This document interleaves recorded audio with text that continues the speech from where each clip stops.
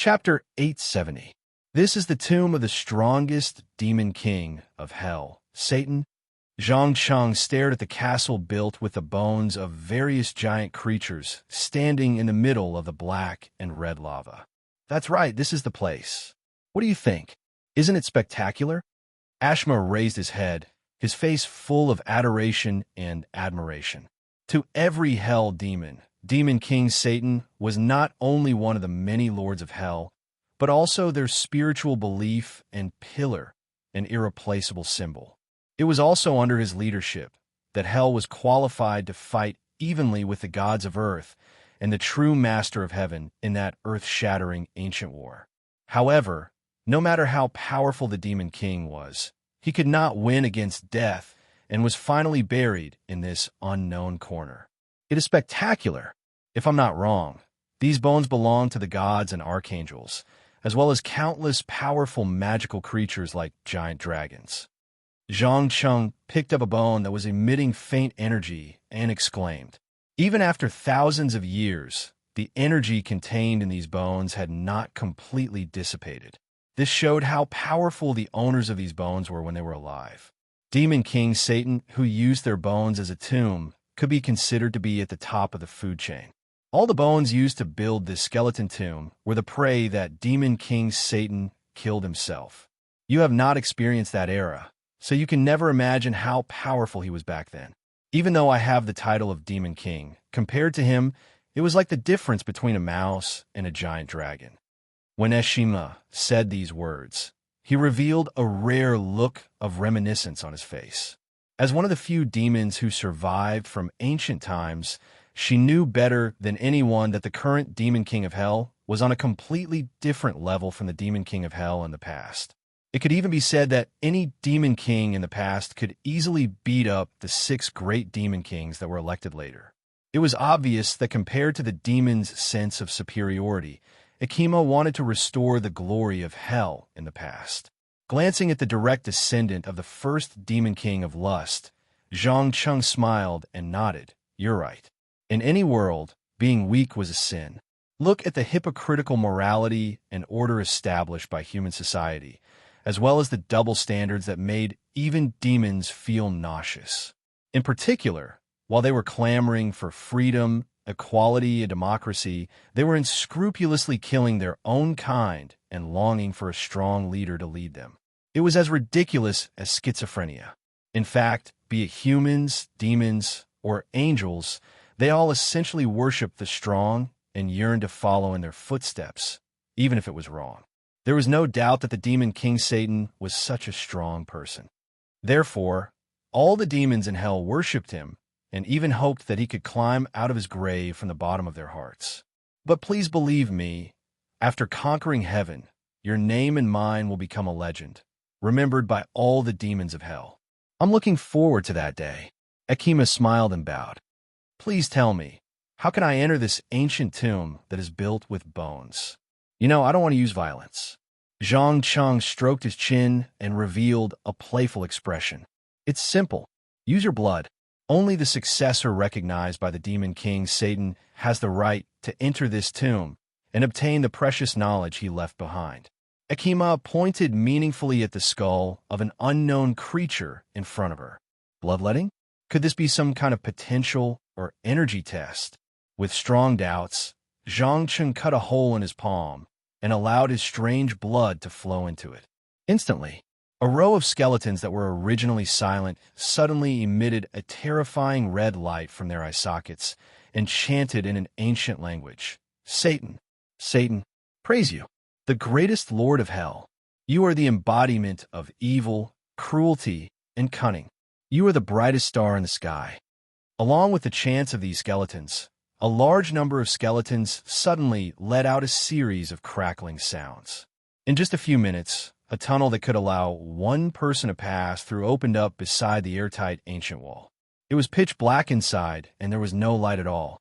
However, with his night vision, Zhang Cheng could clearly see that in the spacious hall, there was a lifeless corpse lying in a coffin made of an unknown material. It was not rotten. It was not shriveled. There was also no nauseating rotten smell. Instead of calling it a corpse, It was more like a handsome man who had just fallen into a deep sleep. It was more than 2 meters tall and had horns that looked like runes on its head. Its skin was white and translucent, and its 2 legs were shaped like grapes. "This is the Demon King Satan?" Zhang Qing asked in an uncertain tone. "Yes, he is. If you want to get something from him, you better be careful. After all, even if he is dead, he is still the most powerful demon king in hell." Ekima smiled and gestured for him to enter. Needless to say, she obviously did not want to follow him in. Don't worry. According to a certain person's prophecy, I'm just taking back what belongs to me. There won't be any danger." As he spoke, Zhang Cheng casually stepped on the ferocious skeletons and disappeared into the darkness. As soon as he stepped in, the entrance behind him was completely sealed off by the skeletons. Feeling the rising temperature in the air, Ekima immediately smiled and shook her head. She said to the strange snake wrapped around her arm, "My friend, do you remember how many people have tried to get the Demon King Satan's inheritance? 14? 15? Sorry, I don't remember clearly. Anyway, the end result is the same. No one can walk out of there alive. But you're really cunning. You used this method to eliminate countless competitors." The strange snake opened its mouth and mocked. "No, you don't understand. It was not my intention to let them die. My intention was to find a real demon king who was qualified to inherit Satan's power and lead hell to glory. But those guys have disappointed me. I hope I can succeed this time. After all, I see a little shadow of Demon King Satan in him."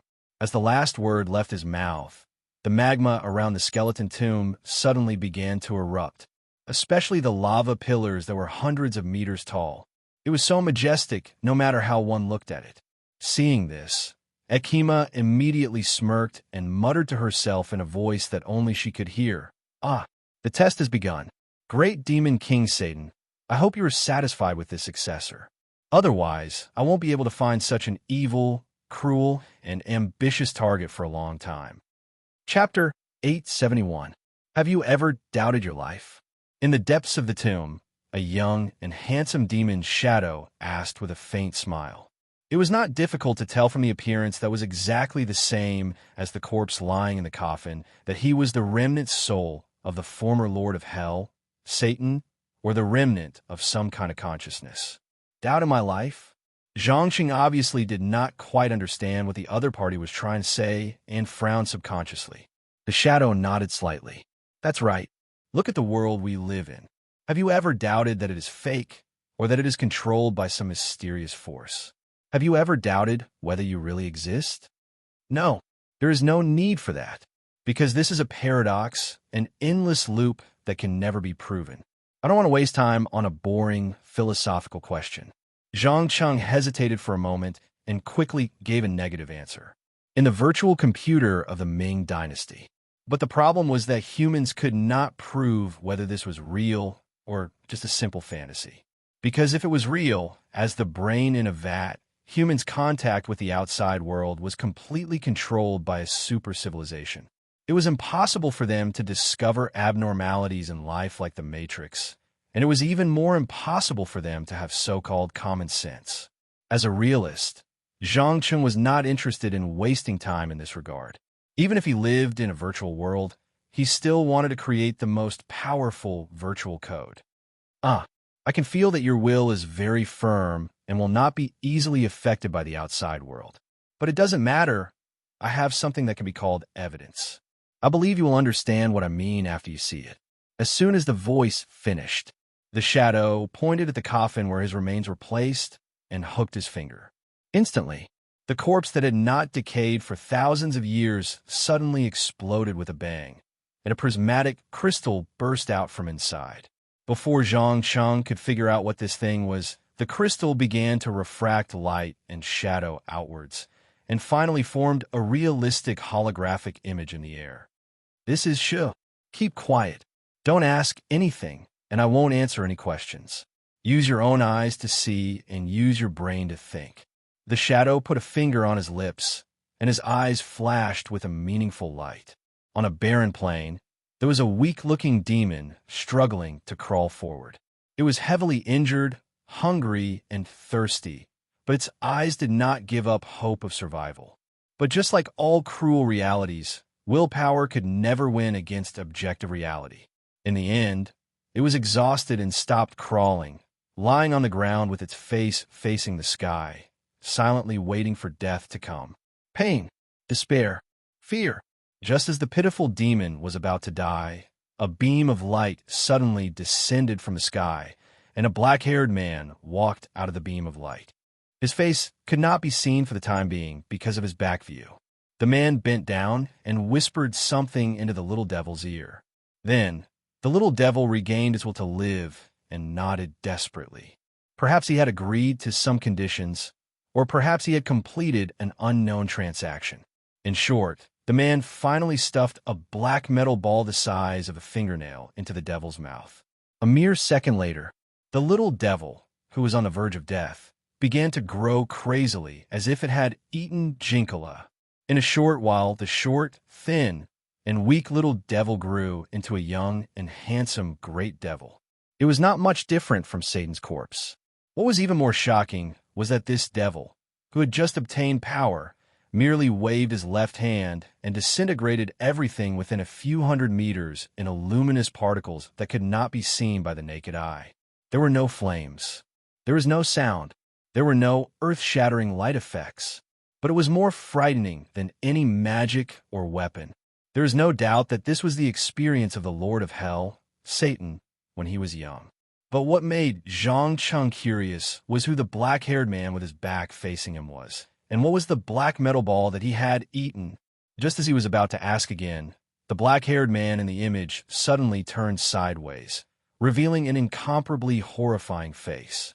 The reason why it was horrifying was not because of how ugly or frightening the other party was. On the contrary, not only was this person not ugly, he was also very handsome. But what was horrifying was that he actually bore a striking resemblance to Zhang Cheng, especially his eyes, which were filled with indifference towards life, as if everything else in the world, other than himself, was a low-level creature. How was this possible? Zhang Cheng clenched his fist tightly, his voice full of disbelief. Ha ha! How is it?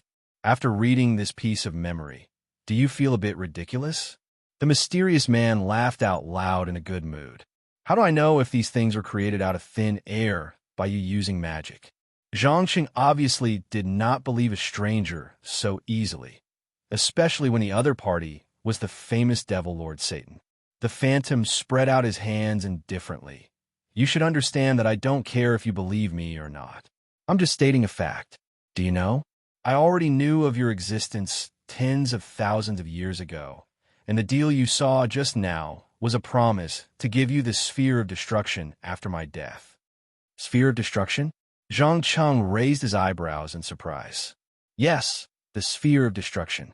Those who possess it can obtain a powerful force that can annihilate all matter. It was with this power that I became the strongest demon in the history of hell. Also, don't ask me who that person is because I don't know anything. He may be the future you, or he may just be a guy who looks similar. After saying this, the phantom slowly turned into nothingness and finally disappeared, leaving only the metal ball placed in the center of the coffin. Chapter 872. Boom! Outside the skeleton tomb, the black and red lava erupted once again and dyed the entire sky into a gloomy black fog. In this area that could be called a forbidden zone, almost no living creatures could survive. For a full 72 hours, Akima stood motionless at the entrance. She looked like a sculpture from ancient Greece, but she was full of strange temptation and beauty. Just when she thought that Zhang Cheng would not be able to come out alive and was about to turn around and leave, the originally sturdy skeleton tomb suddenly began to collapse. Countless bones rolled down from the top like a snowball and made a deafening sound. At the same time, the lava surrounding the tomb surged wildly for some reason, as if it was stimulated by some external force. The next second, all of these disasters seemed to be frozen in time. They did not move at all and then disappeared directly, leaving behind a large number of faint light spots floating in the air. Is this the power of destruction? a forceful crushing device that can crush molecules and atoms into small, irregular particles. Accompanied by a familiar voice, Zhang Cheng's figure finally appeared. He was holding the little thing called the Sphere of Destruction in his hand. Although he did not quite understand how this thing worked, he was 100% sure that it did not belong to the category of supernatural forces. On the contrary, it was a 100% pure technological creation.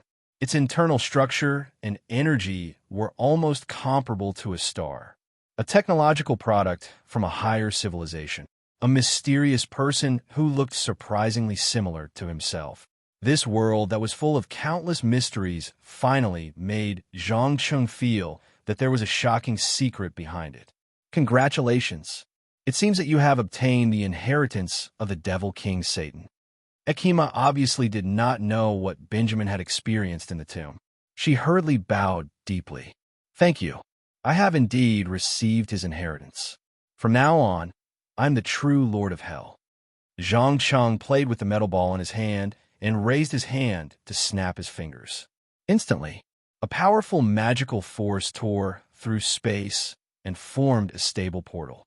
However, the other side was not Demonic City, but the human world. To be exact, it was the desert highway in California, USA.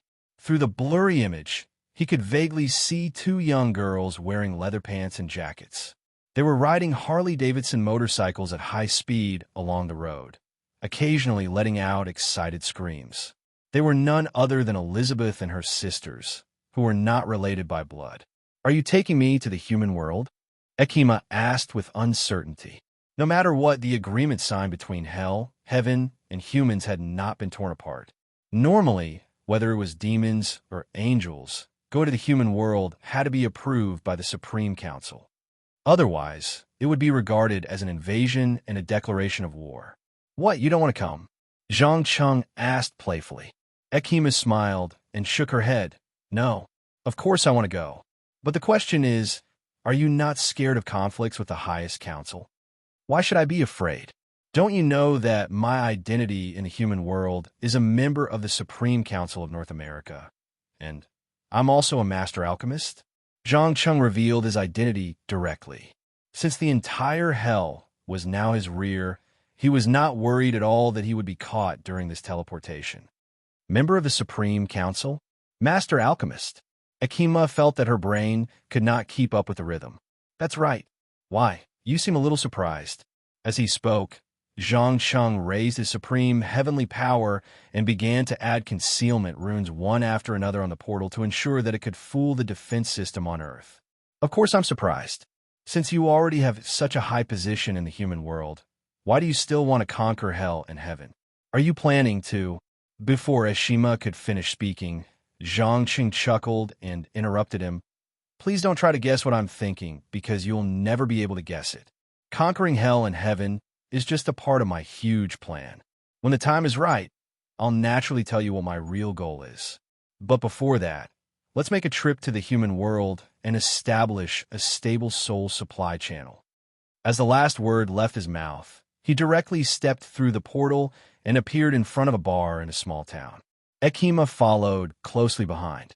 The moment she passed through the portal, she transformed into a black-haired beauty, exuding an aura that could make a man's blood boil. Without any nonsense, the two of them pushed open the door one after the other and walked into a small empty bar with less than 10 people.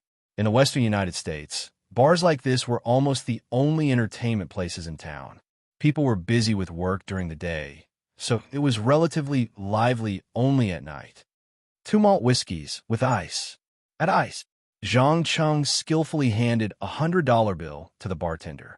The latter slightly confirmed that it was not fake, then took out a brown bottle from the cabinet, poured it into a glass full of ice, and pushed it forward. Are you two tourists? The bartender glanced at the two of them and asked.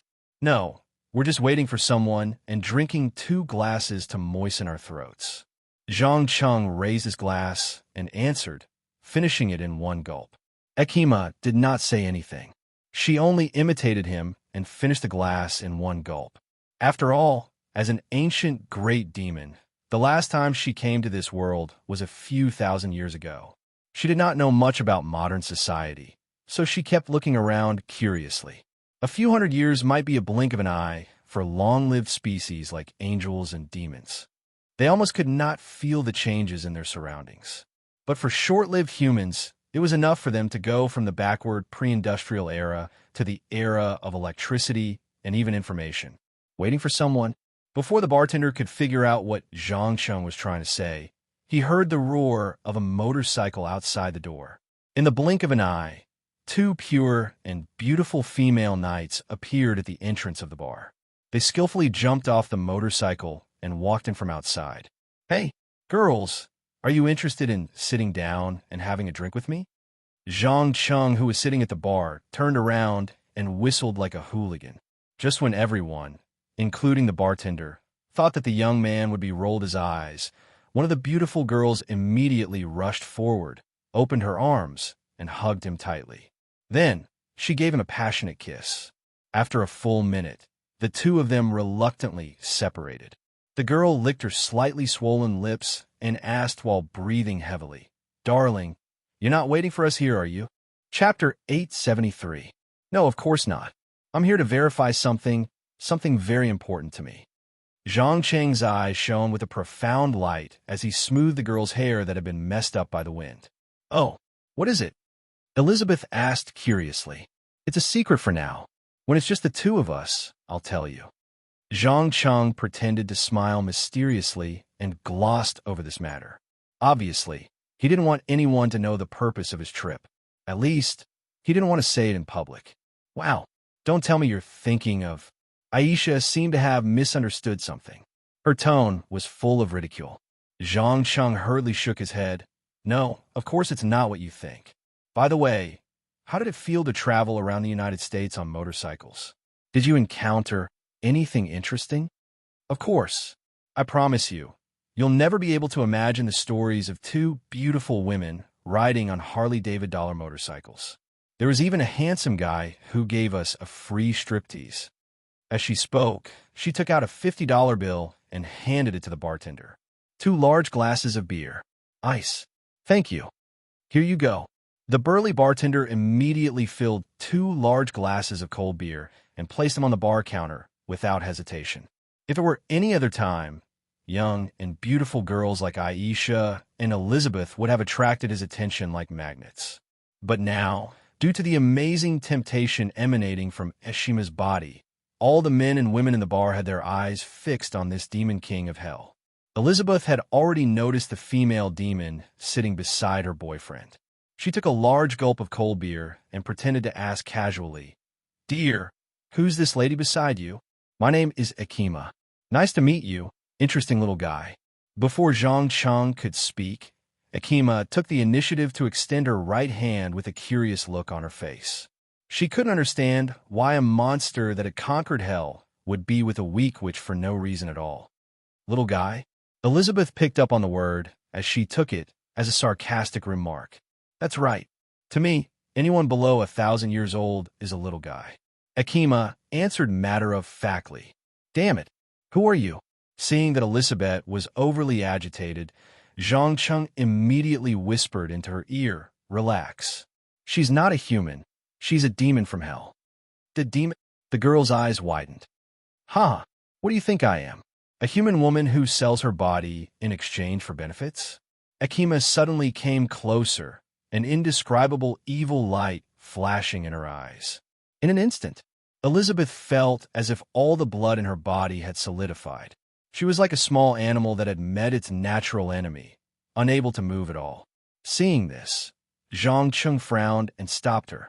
"That's enough. Don't show off your power here. It'll cause unnecessary trouble." "Don't be mad. I'm just kidding." Ashma walked back nonchalantly. He slapped his hands on the bar counter and stretched his back, showing off his flawless curves to the fullest. For a moment, many people in the bar were stunned and could not help but swallow their saliva. "Sai, forget it. Just do what you're supposed to do. I believe you know how to make use of ordinary people to spread evil thoughts and lure their souls into hell, right?" Zhang Cheng probed with an uncertain tone. "You mean you want me to build a cult?" Ekima casually cast a charm spell on the bartender and sent him away. No, you don't need to build a cult. You have to understand that this is the United States of America, the most technologically advanced country in the world of ordinary people. At the same time, it's also the breeding ground for various cults. At the peak, there are more than 2,000 to 5,000 cults, and 10 to 20 million people have participated in cults to varying degrees. Therefore, you don't need to build a cult. You just need to give the cults a little help. Zhang Cheng hinted meaningfully. The gate of heaven, the Daws, the People's Temple, the Mormons. There was also the Hollywood superstar Tom Cruise. The United States of America's anti-cult authorities closed down, and the Church of Scientology that became its own propaganda organization. The cults in the United States could be said to be indestructible, and they would grow again with the spring breeze. It was simply a paradise for devils. In such an environment, the devils did not need to work hard to build their own cult to recruit believers. They could directly contact the cult's leaders who already had some influence and then easily harvest souls. However, most of the devils did not realize this. Their thoughts were still stuck in the ancient Middle Ages, and they did not realize that with the development of internet technology, cults no longer needed to be secretive like before. Instead, they could use a series of methods, such as misinterpretation, stealing concepts, and so on to spread propaganda to ignorant people. Those who had been educated in materialism would never be able to imagine how powerful the power of religion and brainwashing was. It could even make a person give up the most basic instinct of living creatures, survival, and choose to commit suicide with the entire family. Where can I find these cute little fellows? Ekima licked her lips excitedly. To the devils, souls were equivalent to a mixture of energy, currency, and food in modern society.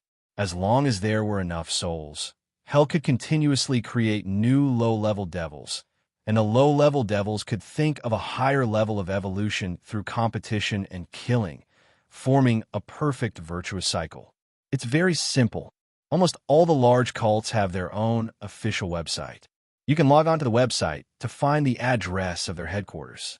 Go deal with these heinous fellows and make them the accomplices and claws of hell in human society. As you wish, great Lord of Hell. After obtaining the necessary information, Ekima did not stop for even a second. She hooked her finger at a man with long hair who dressed like a hippie. The latter instantly turned into a bootlicker, bringing along the woman of his dreams and driving towards the City of Angels, Los Angeles. After watching the car disappear at the end of the road, Zhang Cheng then said to Aisha, who had finished a large glass of beer, "Do you mind if I leave with Elizabeth for a while?" "Of course not. You two go have some alone time. I could take care of myself and have some fun while I'm at it." The girl shrugged nonchalantly. "Thank you. All the expenses today will be on my tab. It's my treat." After saying that, Zhang Cheng patted Aisha's shoulder lightly, then held Elizabeth's hand and walked out of the tavern. No one noticed that his head was lowered, and his eyes hidden in the shadows were so cold and terrifying. Chapter 874. In an inconspicuous alley on the west side of the town, a young man and woman were staring at each other. It was Zhang Cheng and Elizabeth who had just left a bar. They looked at each other for a full minute before the girl could not help but ask, "You've mysteriously dragged me out alone. What's so important about it?" "I'm very sorry, my dear. I don't want you to see or remember what's going to happen next, so I'll have to trouble you to take a nap first. Don't worry, once I've confirmed my guess, I'll wake you up again." Just as he finished speaking, a silver light flashed in Zhang Cheng's pupils, a scene that would only appear when his psionic ability was activated. Elizabeth did not even have the chance to resist, directly closing her eyes and falling into a deep sleep, completely cutting off her perception of the outside world. There was no hesitation or hesitation. Zhang Cheng reached out his right hand and carefully pulled the girl's soul out of her body. Then from head to toe, he searched for something in the complex spiritual essence. He did not know how much time had passed, perhaps a few minutes, perhaps a few hours, when he began to doubt the guess hidden in his heart. An extremely strange expression suddenly appeared on his face, and slowly pulled out a small piece of unknown substance that was shining with a dazzling light from the depths of her soul. This tiny fragment was only the size of a fingernail, but it gave him an indescribable sense of intimacy, as if it was a part of his body. At the same time, a strong desire to possess it emerged in his heart. So this is the truth. This is the reason why I have such a strong desire for Elizabeth. It's not the result of the desire which Catherine's manipulation, but her soul hides an important part of my soul that's missing. She and I have both been tampered with. But who could have done it? Why would the other party do this? Is it really like what the former Lord of Hell, Satan, said, that there's an invisible mastermind behind this world? Who is that man who is so shockingly similar to me? The more he thought about it, the more Zhang Chang felt that this world was much more complicated than he had imagined. And as more and more mysteries were solved, more and more mysteries emerged behind him, like a large fog that blocked all sight. There was no doubt that a fragment that had been separated from his soul was extremely important to him. But for some reason, this soul fragment had already become independent and was temporarily unable to fuse with him. Thus, he had no choice but to hide it in Elizabeth's soul again. He muttered to himself, "All right, now is not the time. When the time is right, I will take it back." Just as he finished speaking, Zhang Cheng snapped his fingers and stuffed the girl's soul into his body. In the next second, what happened just now? Elizabeth woke up and shouted, "It's nothing. I've already gotten the answer I wanted. Let's go back now. Otherwise, Aisha will be waiting for us." Zhang Cheng maintained his smile, as always, not intending to tell the truth, because he had already figured out why Elizabeth was so important and different. It was not because of the innate attraction between men and women, but because there was something precious in her body. Go back now. Don't you want to find a place where there is no one and do something that couples should do? The girl stretched out her right hand and stroked the man's muscular chest through his clothes, her eyes full of naked teasing. If it was before, Zhang Cheng would definitely accept such an invitation. But now, he smiled and shook his head without thinking. "No, not now. I still have some urgent matters to deal with. I will come back to find you after I'm done." "All right, you better hurry up. Don't make me wait too long." After saying that, Elizabeth reluctantly let go of her hand and turned to walk towards the bar. Watching her push open the door and enter the bar, Zhang Cheng took a deep breath and sighed softly. "It seems that I've made a huge mistake. I was so naive to think that no matter what I become, I'll have a partner who will never leave me in the end. I have been alone from the beginning. I have lived in pursuit of endless knowledge and power. It was like this in the past, now, and in the future. Abandon unrealistic fantasies. Only then can I complete the ultimate transcendence." As the last word fell, he directly opened a portal and disappeared on the spot. At the same time, Ekima, who had experienced a long journey, had already entered downtown Los Angeles, the city of angels. She kicked away the hippies who were kneeling and licking her and strolled alone on the streets. As she was constantly emitting a seductive aura, she quickly attracted the attention of a group of gangsters. Just as these guys were planning to rob in a dark alley and take advantage of the situation, an old man wearing a flowery shirt suddenly appeared out of thin air. Without saying a word, he put these gang members into a group coma. In the blink of an eye, more than a dozen black and Latino men fell to the ground and let out deafening snoring sounds. After doing all that, the old man asked in a vigilant tone, "Tell me your name, demon. If I'm not wrong, you haven't obtained the entry permit from the Supreme Council, right?" "Oh, isn't this the Speaker of the North American Supreme Council? Cosmo? Why don't you recognize me? You must know that we've met once when you were young," Akima teased with a faint smile. It had to be known that in the human world, demons were not suppressed or weakened to a considerable extent like in many movies or fantasy works. On the contrary, not only would their power not be weakened or suppressed, but they could also release 100% of it. This also meant that unless the Supreme Council used some secret weapons, it was impossible to really hurt a demon king of hell, even if it was a weakened version of the demon king that had shrunk by more than 10 times. Ekima. You're Ekima, the direct descendant of the first demon king of lust. Cosmo's pupils constricted, and beads of sweat covered his forehead. He had never dreamed that he would be so unlucky. He had planned to go out for a walk and deal with the ordinary demons who were stowaways, but he actually encountered an extremely dangerous enemy. Yes, extremely dangerous. He would never forget that when he was around 20 years old, he had secretly made some dangerous deals with his demon king through an evil sacrificial ritual. He also understood how powerful the other party was. It was not something that one or two members of the Supreme Council could deal with. If the two parties were to break out into a full-scale battle now, the entire Los Angeles would probably be turned into ruins, and millions of ordinary people would die. Chapter 875. Not bad. Seems like you still remember me. I can't believe that so many years have passed. The young and ambitious, you are about to reach the end of your life. How about it? Are you interested in making a deal with me? As long as you nod your head, I can summon your soul to hell after your death and reincarnate you into a high-level devil. Ekima smirked and offered an invitation. As a devil, her eyes could easily see through the quality of a human soul, especially a powerful one. Once a powerful sorcerer fell into hell, there would be a strong effect immediately. They could even become a secondary devil lord in a short period of time. They were far more valuable than the souls of 100,000 ordinary people. However, Cosmo obviously did not like to make a deal with a terrifying devil. He quickly took a few steps back and asked carefully, "Why did you appear in the human world? Is hell planning to break the treaty and start a war?" "War? No, I was invited." Ekima extended a finger and shook it in front of the old man. "Moreover, you don't know yet, right?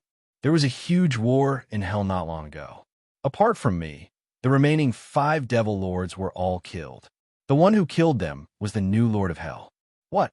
Someone unified hell?" Cosmo's eyes widened in disbelief. For thousands of years, hell had always been in a state of half chaos and half order.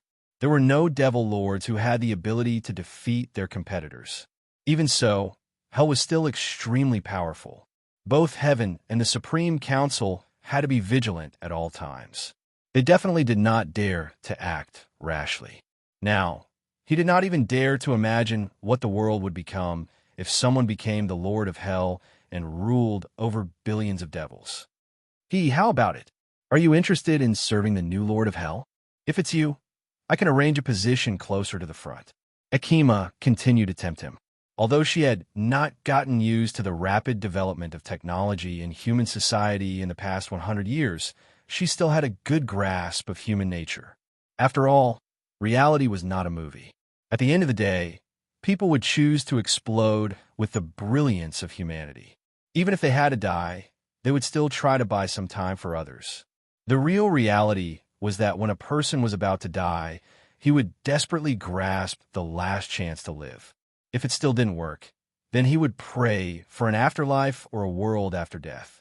As for whether this world was heaven, hell, or the underworld as described by the religions, it didn't matter. What was important was what kind of status he could obtain in this world. Cosmo was silent. To be exact, he hesitated. The reason was simple. As a pure-blooded human, he was already half a step into the door of death. Although with the help of the life-prolonging medicine, they might be able to struggle for a few more decades, or even hundreds of years. The problem was that the upper limit of the human body's growth was too low. This was determined by genes and race, so in the end, they would have to face what to do after death. Was he going to be swallowed up by the omnipresent rule of death like ordinary people? Or should he imitate the powerful sorcerers and transform himself into other forms, such as an undead or elemental form, so that he could continue living in this world? Or join heaven, hell, and become an angel or a demon? Without a doubt, this was an extremely difficult choice, because no matter which one he chose, it meant that there was no turning back. If I were to join hell, what kind of guarantee can you give me? Cosmo, who had lowered his head and pondered for a long time, suddenly changed his attitude and asked in an extremely serious tone. "Just as I mentioned earlier, I will allow you to directly reincarnate as a high-ranked demon in your soul state, skipping the process of most souls evolving from low-ranked worms to little demons, and then slowly evolving into high-ranked demons. Furthermore, I can also introduce you to the new Lord of Hell. If you are smart enough, you should be able to obtain the power and authority that he will bestow upon you." Ekima whispered into the old man's ear, offering a generous offer. However, Cosmo was not satisfied. He quickly followed up with another question. What about territory? Can I obtain a piece of territory that belongs to me? Ekima nodded without hesitation. Of course, as long as you like it. You should know that there are currently many empty territories in Hell, and it just so happens that we need to promote some new lords. Phew! Cosmo heaved a sigh of relief after receiving an affirmative answer. He then said straightforwardly, "All right, give me a contract. I am willing to join Hell." "Great. Trust me, you have made the right choice. Come, sign your name on this contract, and then we will be on the same side." Ekima immediately returned to her true demon form, waving her claw-like hands as she quickly created a magical contract. To her, creating such a thing was as easy as eating and drinking. Most importantly, such a magical contract did not have a strong binding force on the person who created it, as it was rumored to be. One only needed to pay a small price to break it. Unfortunately, Cosmo did not seem to know about this. He took the contract in his hand and carefully read it. After confirming that there were no problems, he signed his name. As the paper was lit up by a bright flame, he placed one hand on his chest and bowed. "I am very honored to be a member of Hell. Please allow me to express my sincere respect and gratitude to you." "No, you don't have to thank me. I am only working for the Lord of Hell. Remember, it will not be long before we launch an all-out war and conquer heaven. You better be careful, and don't let those annoying angels escape to the human world to hide." After saying that, Ekima's eyes flashed with a vicious light. It was obvious that she intended to kill her archenemy and not leave any loose end behind. "Understood. I will let the entire North America's Supreme Council investigate every single angel hiding in the human world and ensure that they will be dealt a fatal blow at the crucial moment." Cosmo revealed a bloodthirsty smile. As a member of the Sorcerers Association, he was undoubtedly very clear about what heaven had been doing for thousands of years. Compared to those angels who claimed to be holy and righteous while waging the craziest and bloodiest religious wars in human society, he preferred demons who prioritized benefits above all else. After all, once demons sign a contract, they would usually choose to carry it out under normal circumstances, even if they would lose some of their own benefits. However, the angels would exploit the person's value and then tear up the contract. They would stand on the moral high ground and declare that the person should be humanely destroyed, regardless of whether it was the body or the soul. Chapter 876. Since he had chosen to join Hell, Cosmo naturally did not hold back. He waved his hand and killed all the unconscious gangsters on the ground. He then took the initiative to ask, "Who is the current Lord of Hell?" "Sorry, before you reincarnate as a demon, I can't tell you his name. But don't worry, after I conquer heaven, I will bring him to meet you." "All right, I have something important to do, so let's end our conversation here." Ekima took the initiative to end the conversation. She was an ancient demon who had lived for tens of thousands of years. She would not reveal her trump card before the dust settled. Suspicion and suspicion of the twins had seeped into every drop of her blood. Cosmo watched the female demon slowly walk out of the alley. His tense nerves suddenly relaxed. He muttered to himself in a voice that only he could hear, "Pledge allegiance to the new Lord of Hell? I hope this is not the wrong choice." Just as Ekima began to visit the cult leaders one by one in Los Angeles, Zhang Cheng had already returned to the Spire of Time and passed through the portal that connected to the world of Azeroth. Looking at the endless grassland in front of him and the various strange animals, he realized that he was most likely on the continent of Kalimdor, an area controlled by the Horde. Before he could figure out his exact location and direction, a green-skinned orc suddenly emerged from the grass and shouted, "Loktar, ogre!" Then he swung a two-handed axe and viciously chopped down on the orc's neck. "Sigh, this is why I don't like to deal with orcs. Their muscles always move faster than their brains." Zhang Cheng sighed helplessly. He raised his hand and shot out a deadly green light. After the attack, the orc who launched the surprise attack turned into a cloud of green powder and scattered with the wind. Obviously, to him, even if all the orcs in Orgrimmar came out in full force, they would only become fertilizer for the land, much less a single orc. Looking up at the sun in the sky, Zhang Chang felt a little bit of the direction and approximate location. Suddenly, he transformed into a huge black dragon and flew towards the east. After all, he didn't come to Azeroth to participate in the expedition to the north and fight against the Lich King, Arthas' filial son. In fact, at his level, there was no point in fighting between mortals. In many people's minds, the Lich King and his Scourge army had always been a huge threat to the world. Compared to the Burning Legion that had swept through many worlds, the Lich King was not even worthy of carrying their shoes. Even the Lich King himself and his divine equipment, Frostmourne, were all created by the army. The Dreadlords contributed the most wisdom and power to it. As the person who wiped out the Dreadlords' homeworld, Zhang Chang had the knowledge and skills to create a magic sword more powerful than Frostmourne. Therefore, the expedition of the Alliance and the Horde to No Scent was meaningless to him. The real purpose of his trip was actually the tomb of the Dark Titan Sargeras, which was hidden under the Broken Islands. That was right.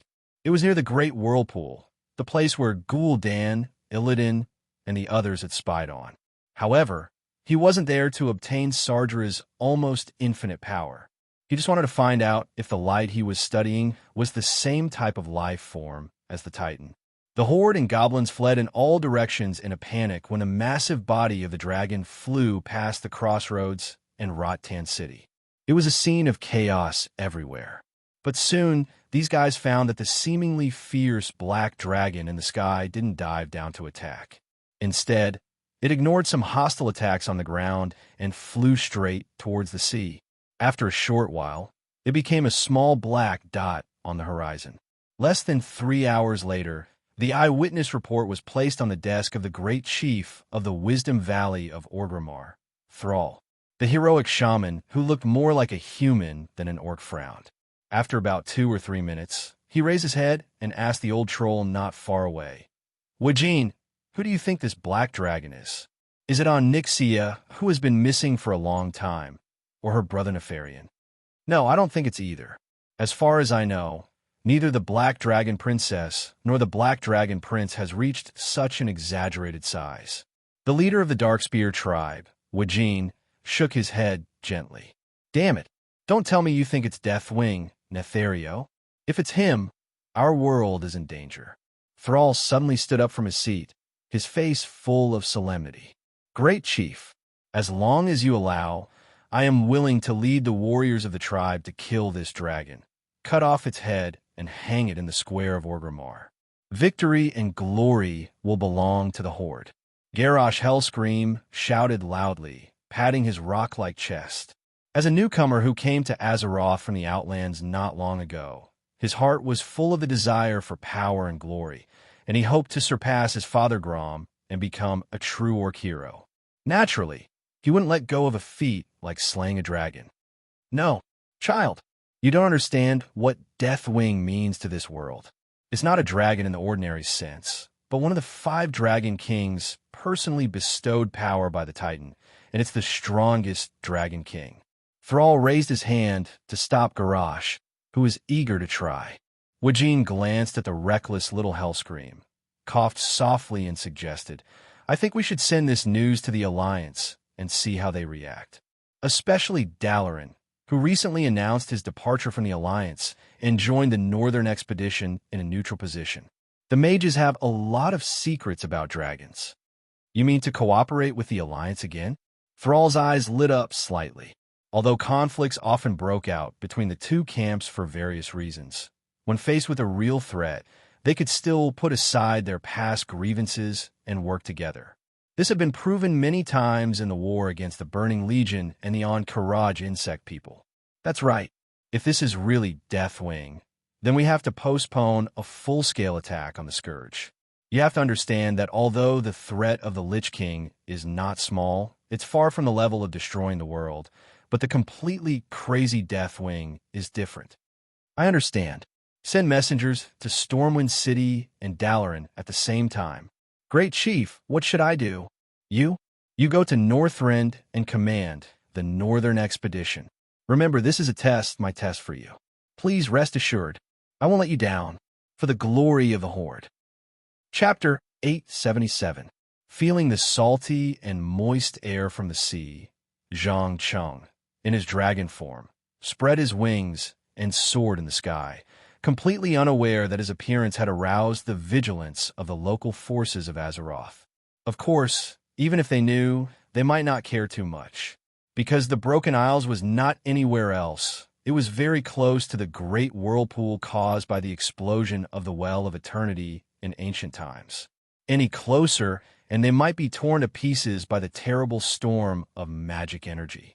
So whether it was the Alliance or the Horde, it would take a long time to safely land on the Broken Isles, so there was no need to worry too much. In addition, with Garrosh Hellscream, a brainless idiot with no basic political literacy who only knew how to make enemies with his eyes closed, entering the decision-making level of the orcs, the fragile balance between the Alliance and the Horde would soon collapse. At that time, forget about working together, they would probably fight before the enemy even appeared. Just when Zhang Cheng began to feel bored of the long flight, he suddenly found a large purple flame at the place where the sea met the sky in the distance. These substances, completely composed of magic energy, constantly burst into fierce collisions in the air and clouds, and from time to time, deafening loud noises could be heard even from far away. Looks like we're almost at the Broken Isles. The corner of his mouth raised slightly, and the ferocious dragon head revealed a terrifying smile that could scare 100 gnomes to death. There was no doubt that these purple flames were formed by the amazing energy spewing out of the great whirlpool. As the only place on the planet connected to the star core, it could almost be said to be the umbilical cord of the unawakened Titan. No one knew what was hidden inside, and no one had successfully reached the deepest part of the great whirlpool. Even the ancient gods could only carry out weak infiltration around like parasites. As for those who tried to use this amazing energy for themselves, without exception, they were torn to pieces by the terrible energy storm. Seeing that the destination was close at hand, Zhang Cheng immediately closed his wings and accelerated with the help of magic. At a speed that no fighter on Earth could reach, he pierced the air like a missile, making a loud bang. Normally, a creature of his size could not break through the sound barrier. But now, he was flying at a speed of more than Mach 10. Under the intense friction in the air, the metal armor covering the surface of the black scales was beginning to show signs of melting. In the blink of an eye, the indescribable scene of the Broken Isles appeared before his eyes.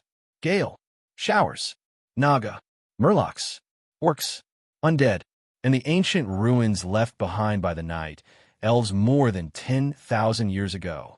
All the craziness that couldn't be seen in the normal world seemed to be normal here. The Dark Titan Sargeras really lives up to his name.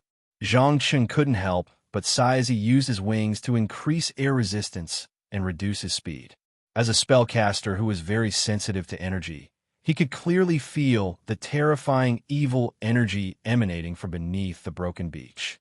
These dark energies clashed violently with another type of energy gushing out from the Great Vortex. That was why the gorgeous energy storm above the Broken Isles and the unique environment below. It was hard for him to imagine that a mere shell abandoned by Sargeras could fight against the unawakened astral soul of Azeroth, and even gain the upper hand. There was no doubt that the black dragon that descended from the sky made the intelligent creatures on the island very nervous. The Naga and the Murlocs didn't hesitate to turn around and dive into the sea, fearing that they would be killed. In contrast, the sea giant and the multi-headed lizard were much braver. Not only did they not escape, but they also looked up at the huge shadow that was hovering above their heads. Especially near the entrance of the tomb on the broken beach, there were even a few orc warlocks that emitted a strong dark and evil energy aura. In a large open space behind them, thousands of dead orcs and elves that had been dead for many years fought endlessly. Although no one could really kill the other, they had no intention of stopping. Admiring the fear and despair of these intelligent creatures, Zhang Cheng opened his mouth and muttered to himself in a voice that only he could hear, "Looks like I can use some labor and cannon fodder for free." As soon as he finished speaking, He suddenly swooped down from the sky and opened his bloody mouth to spit out deadly flames. Boom! In an instant, the village built by the Naga and the Murlocs by the sea was burned to ashes by the white flames that were more than thousands of degrees. It didn't even last a second.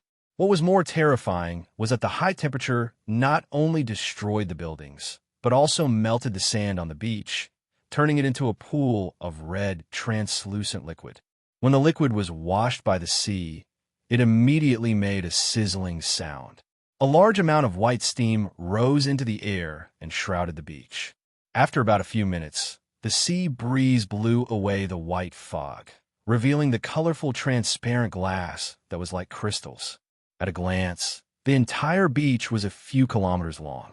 It was so beautiful that it was intoxicating. Surrender or die. Choose. Lowly worm. Zhang Cheng imitated the tone of the evil dragon and roared at the trembling, amphibious, intelligent creatures around the coastline. It was important to know that the tomb of Sardras was not a place that could be entered casually. Not to mention the guardians that had long been corrupted by evil energy, the various traps and demons hidden in the darkness were enough to kill most intruders. There is no lack of powerful spellcasters like Gul'dan. On behalf of the tribe of grudges, I am willing to offer my loyalty to you in exchange for your kindness and protection. A female, Naga, slowly walked out of the sea and bowed deeply.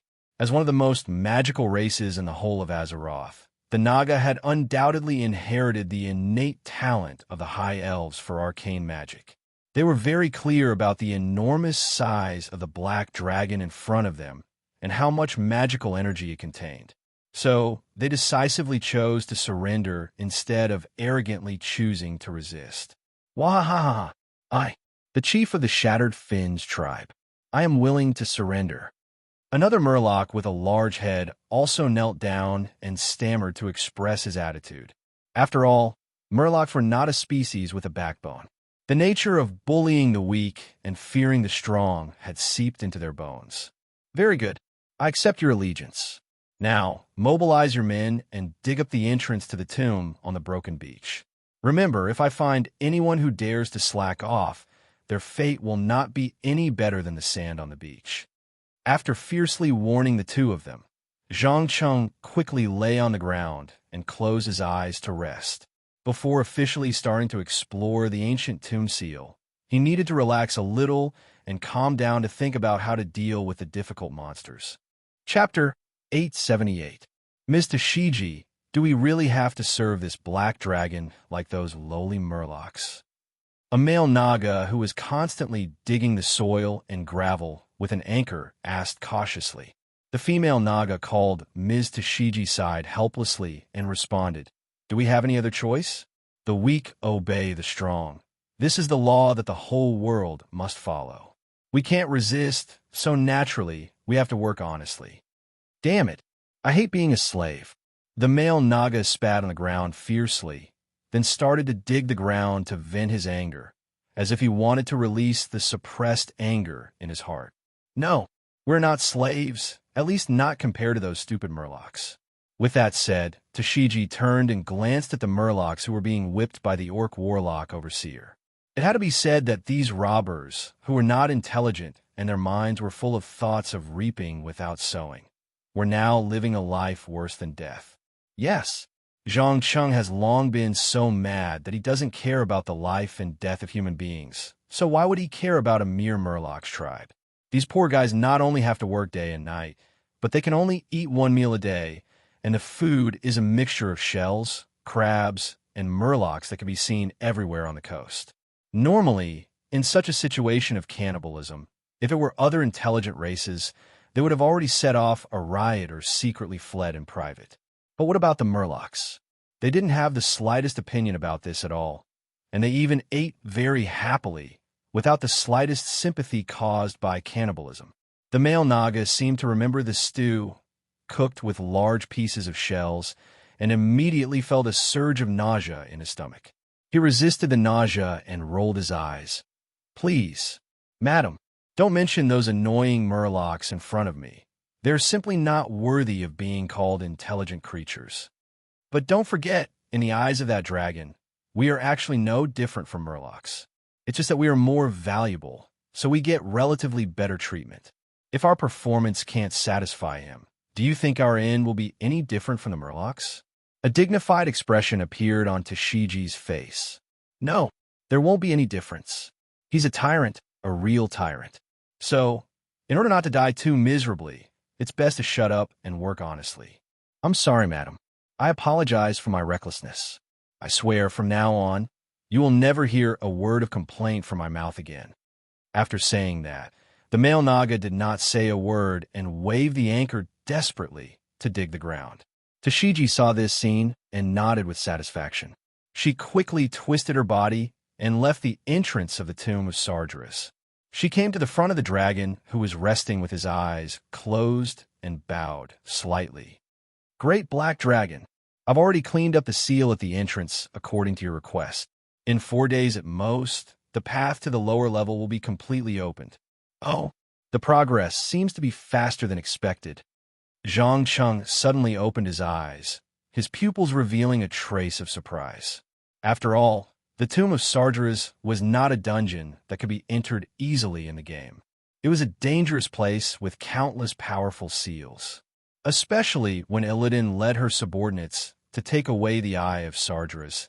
It directly caused a large amount of the internal structure to collapse. Now, there were many places that needed to be cleaned up before they could enter. Yes, sir. However, the number of Murloc digging teams is decreasing sharply. I think we should try to catch more in other places. Tashiji carefully made a suggestion. After Zhang Cheng heard it, he responded without thinking, yes. You can do as you see fit. As long as it doesn't affect the construction period, you can do whatever you want. But there is one thing. If the time is up and I find that the tomb has not been opened, then you and your people will disappear from this world forever. Understand? Understood. Please rest assured, I will not let you down. After saying that, the female Naga saluted again, and then slowly retreated until she was more than 20 meters away before she dared to turn around. Talking to a terrifying dragon face to face gave her too much psychological pressure, so much so that the scales on her back kept trembling. Oof, I like smart guys. Zhang Cheng looked at the other party's back and sneered. Through the psychic net that spread throughout the beach, he could easily capture the psychological activities of every Murloc or Naga, and Tashiji was no exception. The reason why this guy proposed to capture Murlocs as slaves was mainly to protect his tribe. One must know that the digging work was not only physical work, but also fatal magic traps under the soil and gravel. Under normal circumstances, for every 15 to 20 meters forward, there would be a pitiful Murloc that would die under various traps. With such a high casualty rate, not to mention a remote place like the Broken Islands, even the densely populated Storm City could not bear it. It could be said that the entire passage was almost paved with Murloc corpses. If one day the Murloc died, then the next one in charge of the traps would be the Naga. Just as Zhang Cheng was yawning out of boredom, a warship full of soldiers and sailors slowly left the port of Storm City and headed in the direction of the Great Whirlpool. The captain was an old man who looked about 50 years old. He held the hilt of the sword hanging on his waist in one hand and a pipe in the other. His two eyes were bright and full of vigor. At first glance, he was an out-and-out elite of the Navy. But interestingly, almost all the warships that set off from the port of Storm City were headed to the north of Northrend, and only one ship was heading west. At this moment, standing next to the captain was a mage wearing the symbol of the Kirin Tor Council. He had thick brown hair and a beard, and he held a spinning crystal staff in his hand. He was the Archmage of the Council of Six, Anselm Ruinwilver, who was also the Remodeler of Dalaran.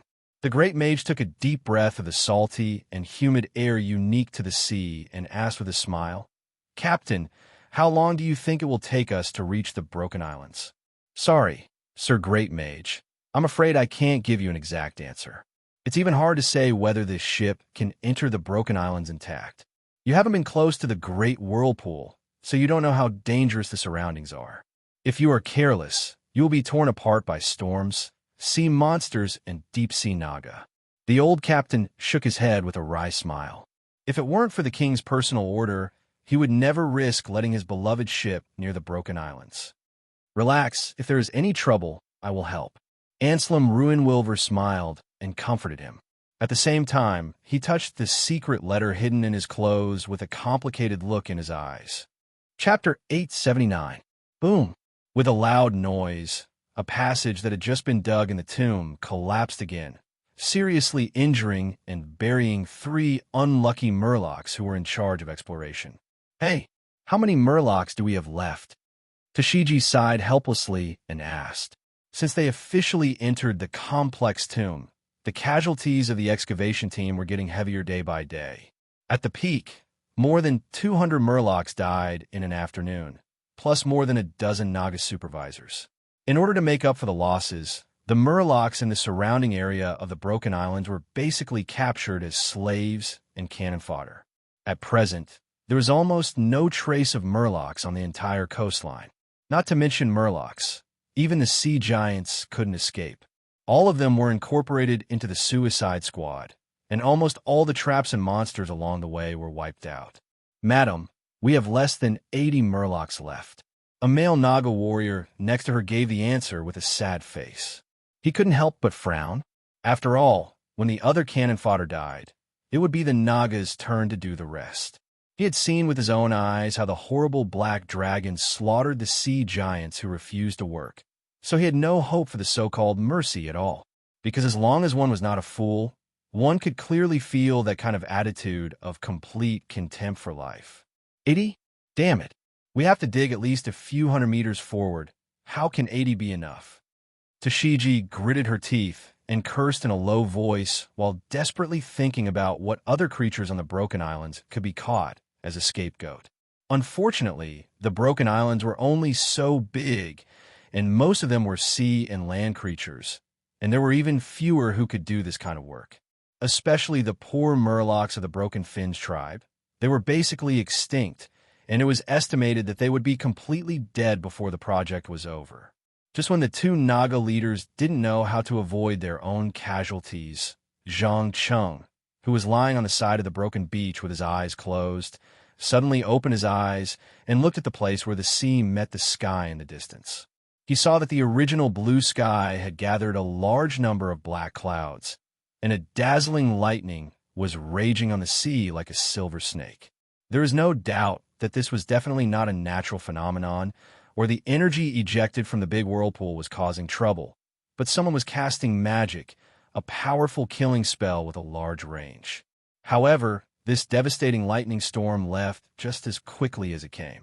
In less than 5 minutes, the dark clouds in the sky began to slowly dissipate, revealing a strange-looking warship. The reason why it was strange was because it wasn't like the normal sailing ships of Azeroth, which had tall masts that were powered by the wind. On the contrary, the ship was equipped with a thick and large chimney, closer to the ancient steamships of the late 19th century on Earth. However, steamships relied on burning coal as their power source. The chimney spewed out black smoke when the coal was burned, but this ship was emitting white steam. It did not seem to be burning coal. In addition, on the outside of the huge chimney, there was a golden lion that symbolized the Alliance and a violet eye that symbolized Dalaran. Human sailors, gnome engineers, Dalaran mages, dwarven cannoneers. The composition of the team is a little complicated. But why would they suddenly come to the Broken Isles at this time? Zhang Cheng raised a claw and muttered to himself. Through long-range observation magic, he could clearly see the composition of the personnel on the deck. Among them, only the height of a normal human, short, and clever gnomes were running around all kinds of strange machines, squatting down from time to fiddle with something. There was no need to ask. This steampunk-style warship was 100% their masterpiece. What was more interesting was that the warship did not go straight to the broken beach. Instead, it made a big circle and headed towards the location of Storm Bay. After all, strictly speaking, that was the only place suitable for large ships to dock in the entire Broken Isles. The rest of the area was either full of reefs or close to cliffs, which was not suitable for large ships to approach. The appearance of the strange ship naturally attracted the attention of the Nagas. Tashigi rushed back from the excavation site and asked in an uncertain tone, "Great Black Dragon, what are you going to do with those outsiders? Can I capture them as slaves?" "Slaves? No, don't do stupid things.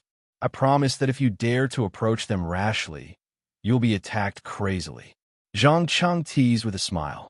He was not blind, and he saw the great wizard standing at the highest point of the deck at a glance. Answerum Ruinvawal.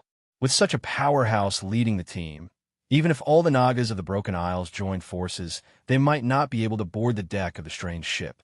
What's more, although the gnome engineers were not as dangerous as the goblin engineers and often made powerful explosives, they were not to be trifled with either. The black cannons on both sides of the ship were also not for decoration. A salvo could cause extremely objective destructive power and damage. Then you mean, before they reach the broken beach, dig through the tunnel deep in the tomb. If you can't do it, I will make you and your tribe disappear from this world forever, understand? While saying these words, Zhang Cheng's two beast-like vertical pupils were glaring, and his whole body was releasing an amazing aura, so that the little Naga couldn't even hold on for a second. She directly prostrated herself on the ground and trembled. Tashiji resisted the fear in her heart and struggled to raise her head to argue. This will make the resentful tribe suffer heavy losses. You promised me that you wouldn't let my people die. No, what I promised was that you and your tribe would not die under the premise of ensuring the excavation progress. That's all. But now it seems that you haven't completed the task very well. The original 4-day construction period has been extended more than twice. It's already very kind of me not to trouble you before. Don't try to provoke my bottom line. You must know that in my eyes, you're no different from those murlocs. After saying this, Zhang Cheng flapped his wings fiercely, setting off a strong airflow that directly blew the female Naga out. The latter rolled along the beach for more than 30 meters before barely stabilizing her body. She struggled to get up and ran into the depths of the tomb. Soon, the Nagas at the entire excavation site seemed to have gone crazy. They did not care about casualties at all. They directly sent out the remaining murlocs, and even the overseer personally went into battle. For a while, explosions, screams, roars, and other strange sounds kept coming out of the tomb of Sardris.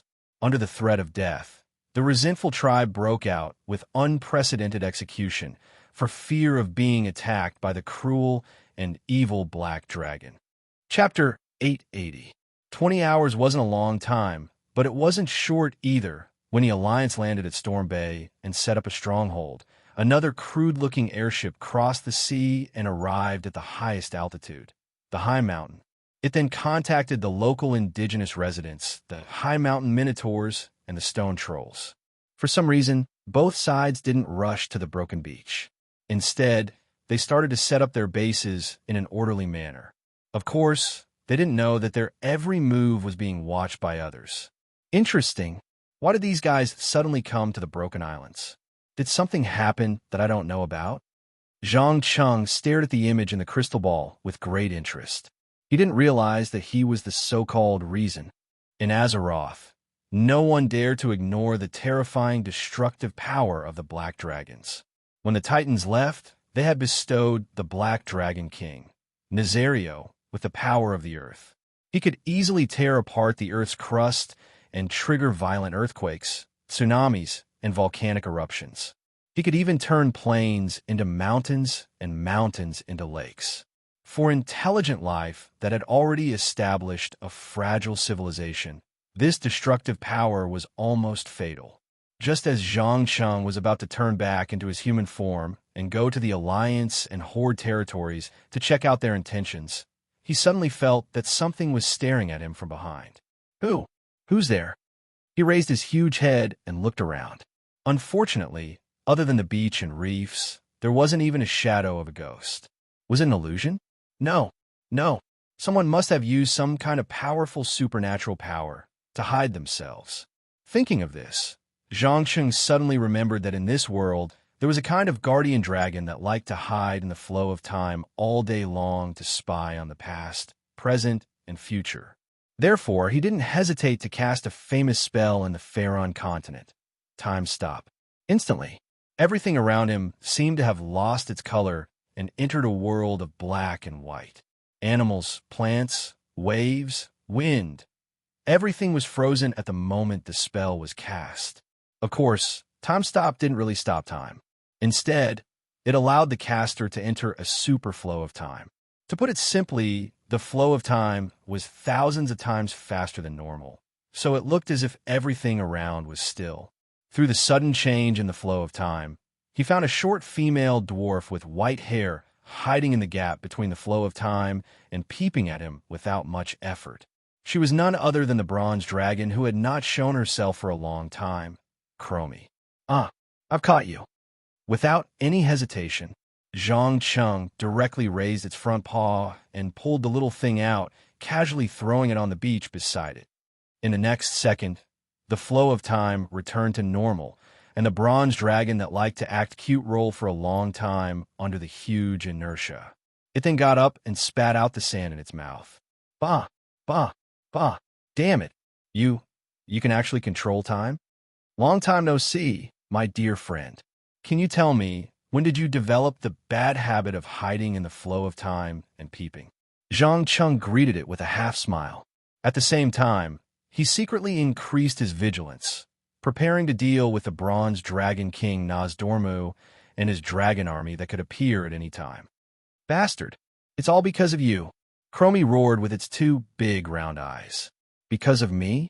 Zhang Cheng felt a little wronged, although he had secretly made up his mind that once he found a way to devour the entire Azeroth astral soul, he would definitely put it into action.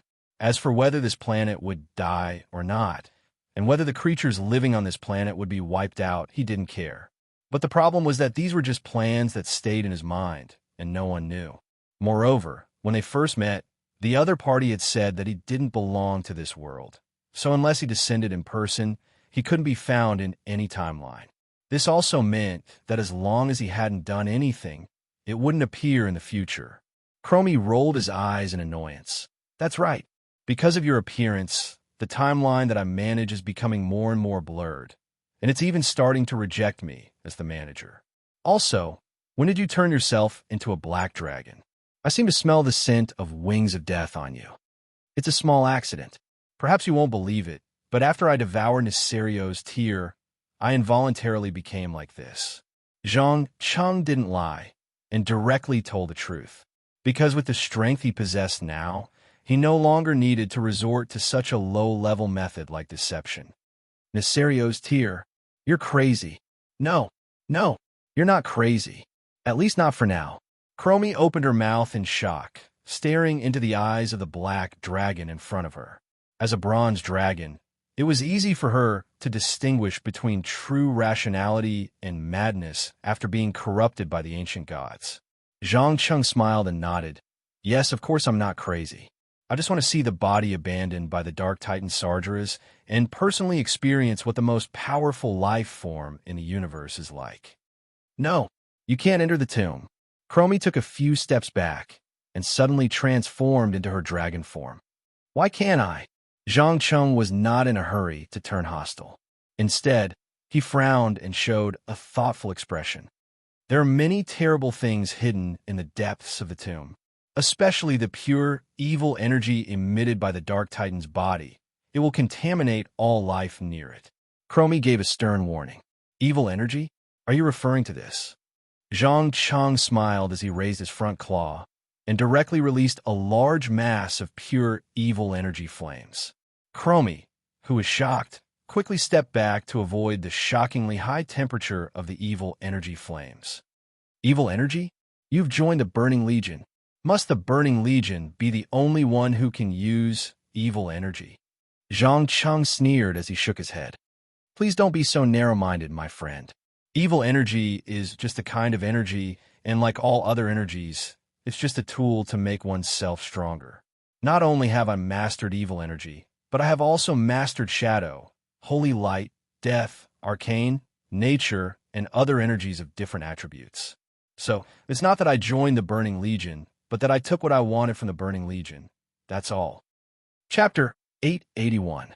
Chromie subconsciously opened his mouth wide as he watched the energies that should have been in conflict with each other being displayed one after another, as if he could not believe what he was seeing with his own eyes.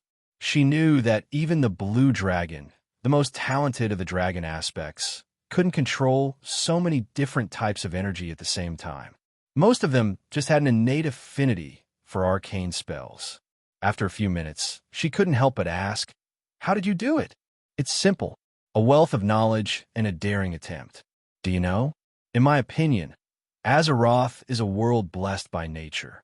The residents living here can feel an abundance of magical energy from the moment they are born. This energy seeps into every cell in their body and even their soul through diet, exercise, breathing, and growth. Unfortunately, due to some narrow-minded ideas, most of the higher-ups of the races, including the Night Elves, mistakenly view magic as the source of demons and disasters." At this point, Zhang Cheng deliberately paused for a moment, and a mocking expression appeared on his face. In his opinion, after the end of the Ancient War, whether it was the leader of the Druids, Malfurion Stormrage, or the religious leader of the Night Elves, Tyrant Stormbringer, they did the most foolish thing. They ignored the arcane system that the High Elves had painstakingly built over the years and exiled all arcane spellcasters and researchers without hesitation, directly leading to the birth of the High Elven Kingdom.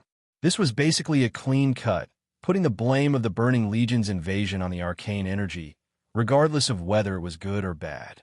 Of course, it could also be that the two leaders did it on purpose, perhaps out of hatred for the High Elves' monopoly of power and resources, or political considerations.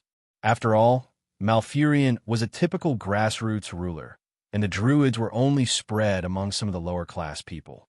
The real ruling class was the High Elves led by Azhara. So, after he took over, he naturally had to get rid of all the enemies who were riding on his head. Otherwise, they might threaten his position in the future.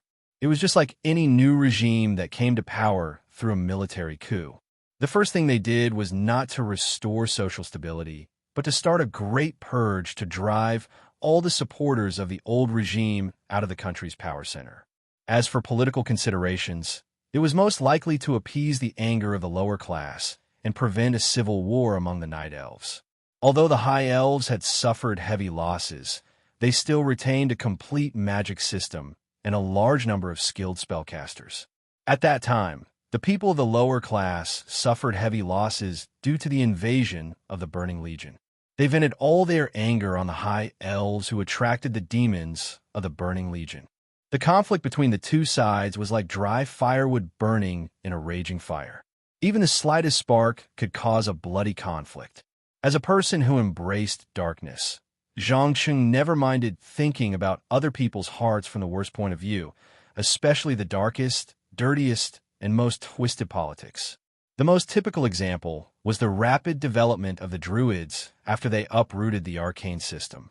In just a few hundred years, they went from being unknown to one of the two largest forces within the Night Elves. This was because most elves with spell-casting talent had no choice but to accept the so-called gift of nature and indulge in the Emerald Dream all day long, unable to extricate themselves. Other than that, other elves like humans, orcs, dwarves, and so on are not much different. Some banned the study of necromancy related to death, while others banned the study of dark energy and shadow magic of warlocks. In short, there were not many people in Azeroth who could stand on a relatively objective point of view and look at different elemental energies. Instead, they were labeled as righteous, neutral, and evil. What are you trying to say? Chromie shook her head impatiently. Although she was not small among the many dragon aspects, compared to the black dragon that was over 100 meters long, she could only be considered a Lolita dragon. Every time they talked, she had to raise her head to look into each other's eyes. This feeling made her very uncomfortable, so her temper became irritable. What I want to say is that you don't have to adhere to the old-fashioned rules of the bronze dragons. Do you remember the invitation I sent you the last time we met? It's still valid now. Also, I need to remind you that time is not like you think it is. It is not an unbroken line or a river that flows endlessly. On the contrary, it is closer to a line that runs through countless parallel worlds. You bronze dragons only have the authority to manage a part of the parallel world's time, and the past and future that you see is only a part of Azeroth in the countless parallel universes. Zhang Cheng revealed some of the secrets of this world. You mean, the timeline that I oversee is not a single world, but a series of countless parallel worlds? Chromie's pupils suddenly shrank. Zhang Cheng smiled and nodded. That's right. For example, do you remember what you did in the Cavern of Time? If what they had entered was really a continuous timeline, then why didn't the current tribal chief, Sal, remember the adventurers who had helped him? Not to mention Medivh, who is already under the control of the Dark Titan Sargeras. Don't tell me he can't see through your little tricks.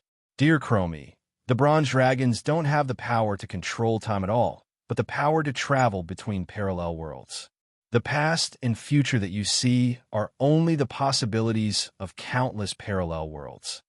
So according to you, even if I don't do anything, the world is still moving according to the designated trajectory? Chromie's eyes widened in disbelief, his face full of horror. No. There's a slight problem with your understanding. I said that the universe is actually not a three-dimensional space that can be seen with the naked eye. It has a wider space that we can't see, especially the countless parallel worlds. You can think of it as when an unexpected variable occurs in Azeroth, there will be two or more parallel worlds with different outcomes. The so-called time is actually the process of various variables of different sizes producing results. This universe is infinitely vast and has endless possibilities, so no matter what happens in this world, even if it is destroyed, it is all included. After saying that, Zhang Cheng gently waved his claws, indicating that the Nagas who had rushed over from the tomb of Sargeras should step aside and not disturb his conversation with Chromie for the time being. Chapter 882. Chromie stood motionless for a full 10 minutes. She neither spoke nor did she make any movements. It was as if the whole dragon had fallen into a state of time standstill. It was clear that she was still digesting the words that were said to be shocking in Azeroth. Limited by the natural limitations of vision, knowledge, and the human environment, most intelligent life could not jump out of the ceiling of their own civilization. This had nothing to do with intelligence. It was just a cognitive dislocation. However, if an outsider broke this ceiling, then the smart people among them would quickly realize the common sense or phenomenon that they had ignored before. Undoubtedly, Chromie was such a smart person or a smart dragon. Although she often pretended to be silly and cute on weekdays, deceiving adventurers who did not know the truth to run errands and work for her. In fact, this bronze dragon was very smart and knew how to figure out the psychological activities of others and take advantage of them. Seeing that the other party might need a little more time, Zhang Cheng turned his gaze to the shivering Naga standing on the side and asked, "How is it? Did you dig through the tomb?" "Yes, great black dragon. We paid the price of 150 people to dig through the last collapsed place for you." Tashiji hurried forward and replied. While talking, she did not forget to look at the bronze dragon standing in the same place with a strong sense of curiosity in her eyes. In Azeroth, anyone who was not a fool knew that with the Black Dragon King Nethario becoming the wings of death, the entire Black Dragon race inevitably fell. Coupled with the heavy casualties caused by the betrayal, once the other four dragon aspects encountered a Black Dragon, there was an 80% chance that a fight would break out until one side died. But now, a Black Dragon and a Bronze Dragon were face to face, and they did not fight, which was simply beyond the inherent understanding of a Naga. "Oh, it's through. Very good. I am very satisfied with the progress of the Grudge Tribe's work. Now, you and your men are free." Zhang Cheng generously fulfilled his promise. After all, in his eyes, these Naga had no value other than being coolies. "Thank you for your generosity and kindness. If there is no other command, I will take my people and leave." When she heard the word freedom, Tashiji was suddenly excited. These days, she had been living in fear, afraid that when she opened her eyes, she would see her people burned to ashes by the deadly dragon breath. Watching the Nagas quickly disappear into the deep sea as if they were fleeing for their lives, Zhang Cheng could not help but slightly raise the corners of his mouth, revealing a playful smile. Without raising his head, he asked, "Dear Chromie, have you considered it?" I don't know. Your theory is too complicated. I can't prove it at all." The bronze dragon shook its head in annoyance. "Huh. Then have you ever thought of leaving Azeroth and leaving the bronze dragon army behind? Have you ever thought of going to another world to experience it?" Zhang Cheng continued to tempt him with his devilish voice. Just like Onyxia? Chromie's eyes revealed a hint of curiosity. She had long discovered that the Black Dragon Princess had completely disappeared from this world, and there was no trace of her existence. Zhang Cheng smiled and nodded. "That's right. Maybe you don't know, but she's living a comfortable life now. Not only does she have an unimaginable amount of wealth, but she's also become a member of the upper class. She can even influence the politics of the world's most powerful country." What? You're allowing her to participate in politics? Although Chromie was in her dragon form, for some reason, she let out a shrill scream that only dwarves had. Why not? As long as she doesn't expose her true identity and doesn't want to destroy the world, I don't care what she does. Oh, I almost forgot. Onyxia also married an old human man, but not long after the marriage, she became a widow. Zhang Cheng shrugged indifferently. "Oh my God, married a black dragon? Are the people in your world crazy?" Chromie, who had lived for many years, began to tremble. She could not believe what she had heard. "Why not? You have to admit, when Onyxia turned into a human, she was quite beautiful and full of a different kind of charm." Sorry, I almost forgot. You always like to turn into a cute little midget. Maybe you don't understand how attractive a mature woman is to a man. Zhang Cheng cracked open his mouth and started joking without restraint. After all, most dragon aspects would either turn into night elves, high elves, or humans. Turning into a dwarf was the only thing that could happen. "Damn it, are you mocking me?" Chromie was obviously enraged. She took a step forward and roared loudly, seeming to be angry out of humiliation. "No, of course not. I'm just trying to show you that go to another world is not a big deal. Someone like Onyxia can adapt, so there's no reason why you can't adapt since you're more cheerful. Come, join us. I guarantee that after you lose your responsibilities and constraints, you'll feel happiness and freedom that you've never felt before." With that, Zhang Cheng dispelled his dragon form and slowly turned into a human. "Abandon my responsibilities," Chromie muttered softly to herself. She seemed to be moved. However, after a few minutes, she immediately asked in an uncertain tone, "If I leave, what will this world become?" "Endless possibilities.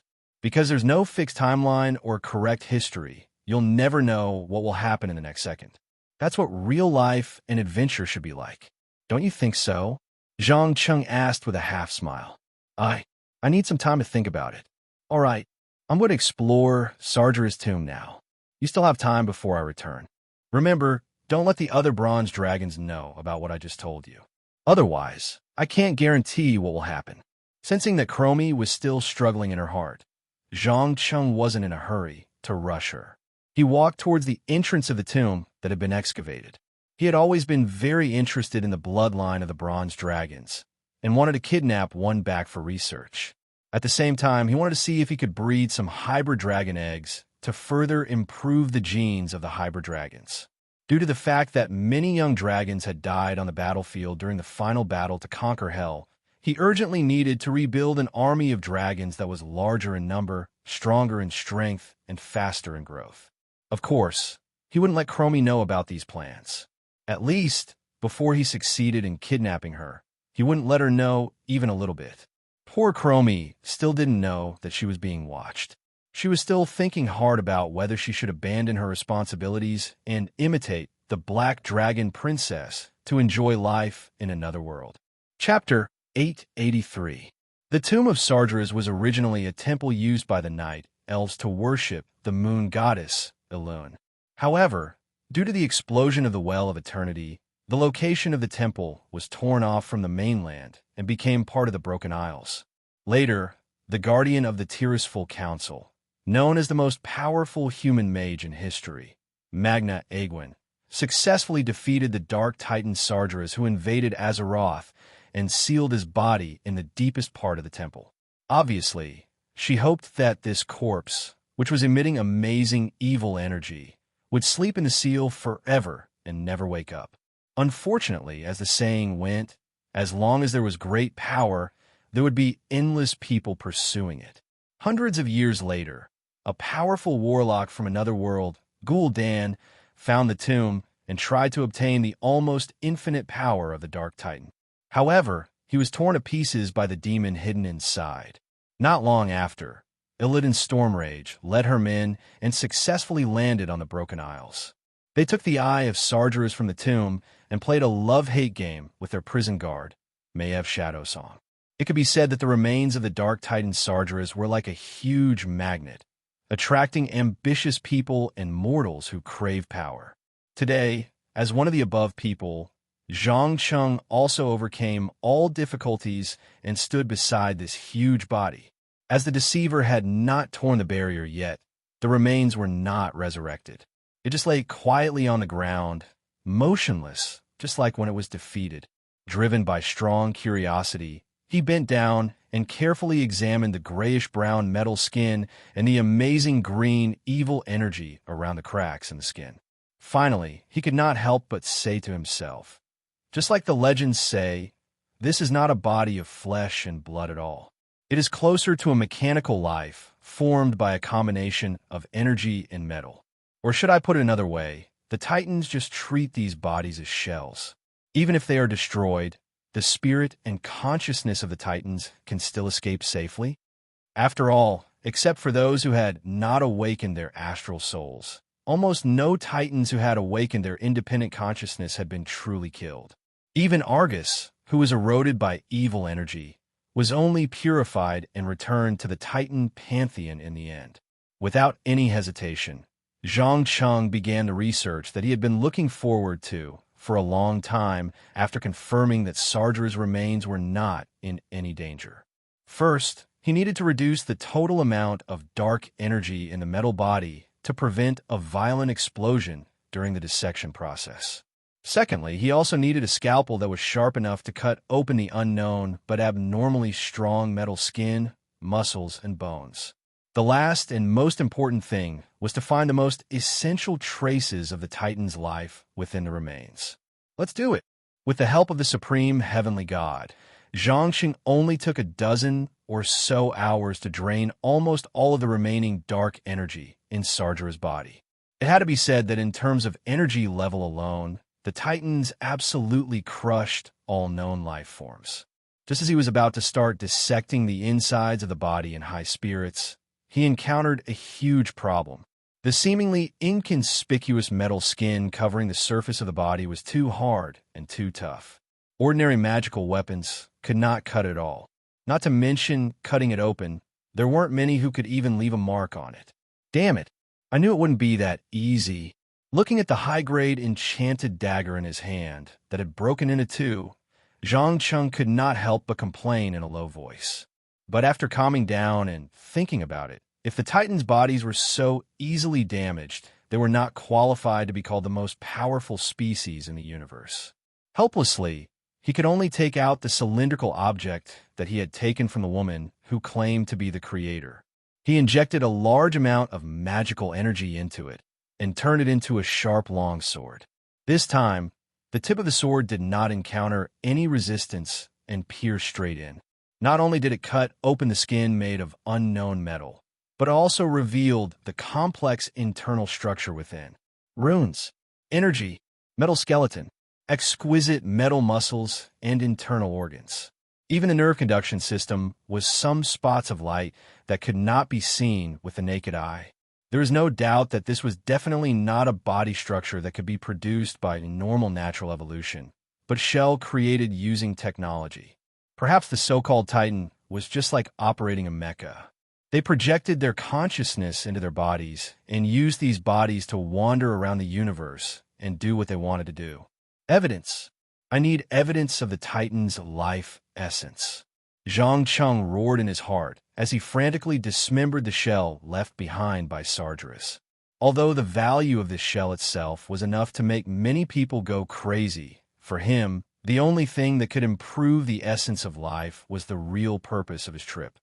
Just as someone was at the bottom of the underground seal, covered in green blood that contained evil energy and in a state of half-madness. On the highest mountain in the north of the Broken Islands, a group of Taurens from Thunder Bluff were communicating with their cousins, the Taurens of the High Ridge, and were preparing to draw them into the Horde camp.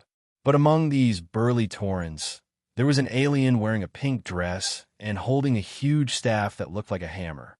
He was none other than Karla Cape, the first Tauren mage in the history of Azeroth, who used to work for the Goblin Consortium in Booty Bay and was later taken away by Zhang for training. After returning to the tribe, he was personally received by Karen Bloodhoof, who allowed him to recruit apprentices in Thunder Bluff and teach them arcane and magic skills. But for most Taurens, warriors were their first choice, followed by hunters, druids, and shamans. As for mages, well, looking at Karla Cape's strange outfit, it was clear that he could not attract the Taurens who looked simple and honest on the outside, but were wild on the inside. Even the Heifers were no exception. Of course, as long as there was a bad side, there was a good side. As the only alien in Thunder Bluff who studied arcane and magic, whenever they encountered a similar problem, the Taurens would immediately think of him. As soon as the Great Chief Thrall issued the order to gather, Karen Bloodhoof sent him over to join the exploration team, whose future was uncertain. Sigh, how did I end up in this situation? Karla Cape, sitting alone in the corner, picked his nose and sighed as he shook his head. Compared to the poor life now, he missed the days when he worked for the rich in Booty Bay. Even when he closed his eyes, he would think of standing at the highest point of Booty Bay, cheering and drinking strong rum. Chapter 884. Hey, Kala, what are you doing here? Why don't you come and have a drink with us and talk about your legendary experiences? A Tauren warrior raised his thick arm and waved his hand with a smile. Even though he wasn't prepared for the arrival of his cousins, the simple and honest Tauren still showed his friendliness for the last time. After all, in terms of bloodline, they were not that different from the Taurens of Thunder Bluff, and there were no conflicts in history. Instead, they had fought side by side. Legendary? I don't think that's a legendary experience. Karla Cape stood up helplessly and took the cup of homemade wine from the other party and drank it all. For a pirate like him, he could not resist the temptation of alcohol. No matter how bad the wine was, as long as there was a certain amount of alcohol in it, he would drink it without hesitation and not leave a drop behind. Why? You're the only Tauren mage we know so far. Before this, our companions could not even sense the existence of arcane magic, let alone use it. All right, I heard that learning arcane magic requires a very smart brain. Is that true? Another young heifer asked curiously. Hee, that's right. If you want to learn magic, you can't do it without a smart brain. But just being smart is not enough. You also need devilish training. Do you know? The human who taught me magic was a demon through and through. Not only did he force me to overload my training every day, but he also made me do some dangerous things to strengthen my control. If I had made a mistake, I would have been smashed to pieces. Karla Cape passed the empty cup over and gestured for the other party to fill it up. In fact, he did not understand why Zhang chose him back then, and did not understand why he was allowed to return to his compatriots. Just as this group of curious heifers wanted to ask more questions, the ground under their feet suddenly shook violently, followed by a loud bang that reverberated in the sky above the Broken Isles. Asterisk boom. Asterisk accompanied by a dazzling green. A terrifying beam of dark energy shot up from the ground and tore the sky apart. What's going on?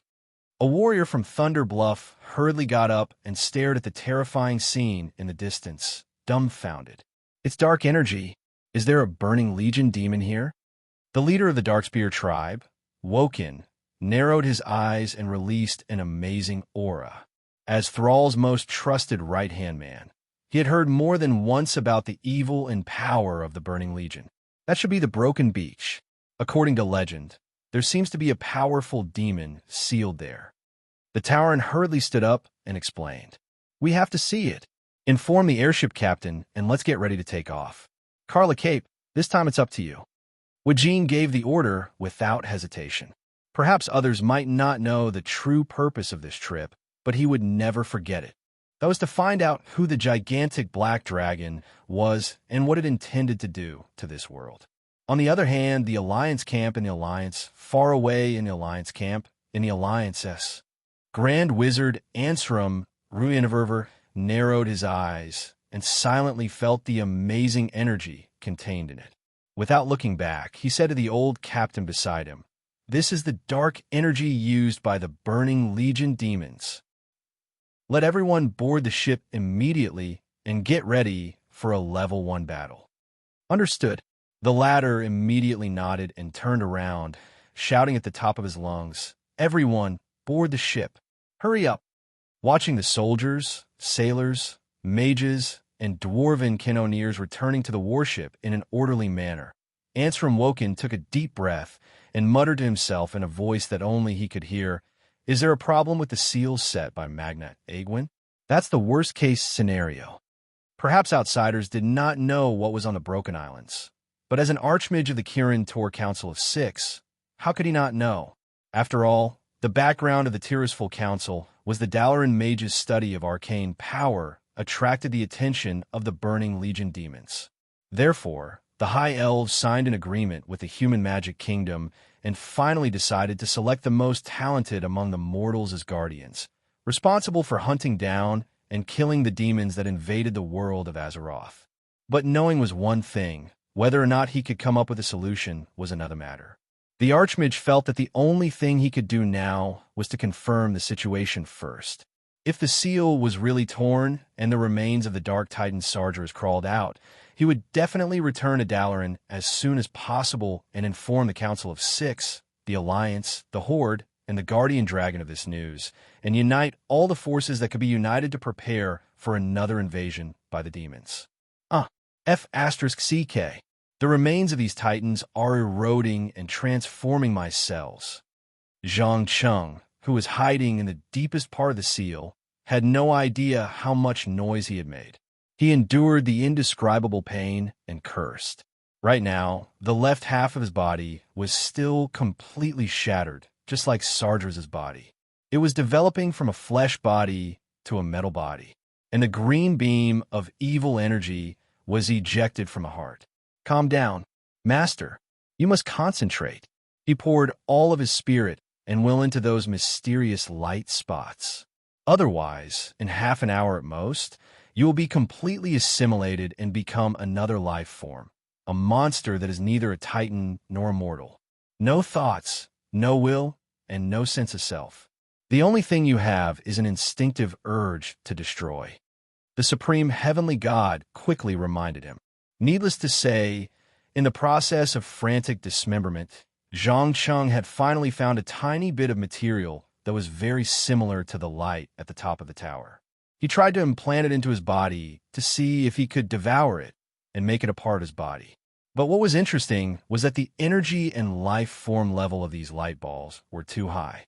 As soon as they entered his body, they began to crazily plunder, absorb, and assimilate his cells.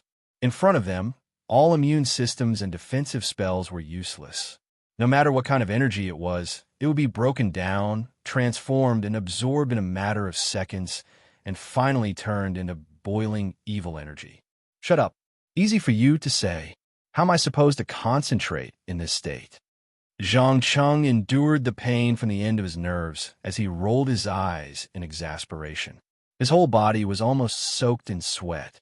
One had to know that this was the first time he had sweated since devouring the body of the giant dragon and completing the evolution of his life form. Looking at more and more parts of his body being transformed, he finally gritted his teeth, stomped his foot, and raised his right hand that had not yet been transformed. The entire right half of his body turned into a big mouth and swallowed the remains of the Dark Titan. Chapter 885. Evolution, under normal circumstances, refer to the gradual development of creatures from simple to complex, from low level to high level, and from fewer to more species. However, in nature, creatures were often not more powerful the more advanced they were, nor did they always want to evolve in a complex direction. On the contrary, most of the time, creatures evolved or changed themselves only to adapt to the changes in the environment, to survive better, and not to develop in a higher direction. But once this situation entered the level of intelligent life, it immediately became a different story. Because once the intelligence was high enough, the life form would inevitably have all kinds of desires. Coupled with the emergence of civilization and the development of productivity, in the end, without exception, different classes would be divided between the same species. Perhaps some people would think that after humans enter modern society, classes had basically been eliminated. But in fact, the concept of class had always existed, but in a different way. For example, from the 16th century to the 19th century, the European upper class respected white as a noble color. In order to make their skin look extremely pale, they did not hesitate to not see the sun all day long. Their faces were covered with foundation containing heavy metals and even arsenic, just to distinguish themselves from the lower class of the lower class. After all, those who engaged in physical labor at that time basically had to endure the wind and sun every day, so their skin inevitably became dark and rough. When they entered the 21st century, the aesthetic of the upper class suddenly changed from whitening to tanning. Especially white women with a little bit of money, they all hoped to sunbathe more to make their skin look slightly darker. As for the reason for this, it was very simple. As more and more people worked indoors, whitening could no longer distinguish the upper class from the lower class. Therefore, tanning, which required a lot of time and money, naturally became a substitute. In addition, expensive food, clothing, shoes, cars, houses, membership-based private clubs, and hidden small circles were all used by modern society to distinguish between classes. In order to improve their class, intelligent creatures would do everything possible. Some races would desperately improve their intelligence to make themselves smarter, and some races would comprehensively improve their physical fitness to be stronger than their peers to gain recognition. In short, during this process, whether it was increasing one's intelligence or physical fitness, it was essentially a slow evolution. However, the problem was that this slow evolution obviously couldn't satisfy Zhang Cheng. Therefore, he made a dangerous and crazy decision, which was to fuse with the genes of a higher-level life form and achieve the goal of accelerating the evolution by devouring each other. In the beginning, the plan went very smoothly. Whether it was using the Mind Flayer's brain cells to strengthen and replace his own brain cells, or later devouring the divine WRM's body, there was no major trouble. However, the problem was that all his good luck seemed to have run out. The Titan essence that Sargeras left in this abandoned body was more invasive than any other creature's genes that he had encountered before. Even his divinity was being assimilated. If nothing went wrong, in an hour or two at most, he would become a mini Dark Titan, a puppet without subjective consciousness and thoughts. He would be completely immersed in slaughter, destruction, and destruction, unable to extricate himself. Put together, I must put the dismembered Sargeras back together, then build a complete seal in the body, at least to protect the brain and the remaining parts. I must not let the whole body be assimilated. Zhang Cheng, who had long since lost his human form, was now like a pile of rotten meat without bones. He wriggled and used his shattered shell to construct a defense, firmly blocking the Titan essence that was constantly eroding away at the left side of his body. Obviously, these unknown metals were originally made by the Titans to prevent their cores from being exposed, so naturally, they could also defend against these unknown light spots. When the central axis of the whole body was completely divided into two by a grayish-brown metal partition, he struggled to spit out the excess parts and restore the right half of his body to its original state. At this moment, he was no longer the human less than 2 meters tall, but a giant more than 100 meters tall. Half of his body had been completely metallized, and the other half of his body maintained its physical form. Feeling the endless evil energy and power in his body, Zhang Cheng couldn't help but smile bitterly and sigh. Is this a tiny part of the Dark Titan's power? Unbelievable. It almost killed me. Master, how do you feel now? There was a hint of concern in the supreme heavenly god's voice. How should I put it? Strictly speaking, I have now changed from the owner of this body to the controller. To put it simply, I can only control the physical part, and the most I can control is the Titan part, but I can't change its form. In addition, in terms of energy level, this body has completely surpassed the limits of an ordinary body. Now, even if I just curl my finger, I can release a spell that can destroy heaven and earth. Zhang Cheng raised his left hand and suddenly released a ball of green, evil energy fire. Compared to ordinary evil energy fire, the energy it contained was simply indescribable. With a casual toss, it blasted a hole hundreds of meters deep in the wall. Wow, this lousy destructive power is simply unparalleled. Forgive me for being blunt, but perhaps you can consider giving up on the energy of other attributes and let yourself completely become one with the evil energy. In my opinion, there is no energy that can compare to evil energy in terms of power. The supreme heavenly god let out a cry of surprise and then gave a suggestion. Zhang Cheng shook his head without any hesitation. No, I won't.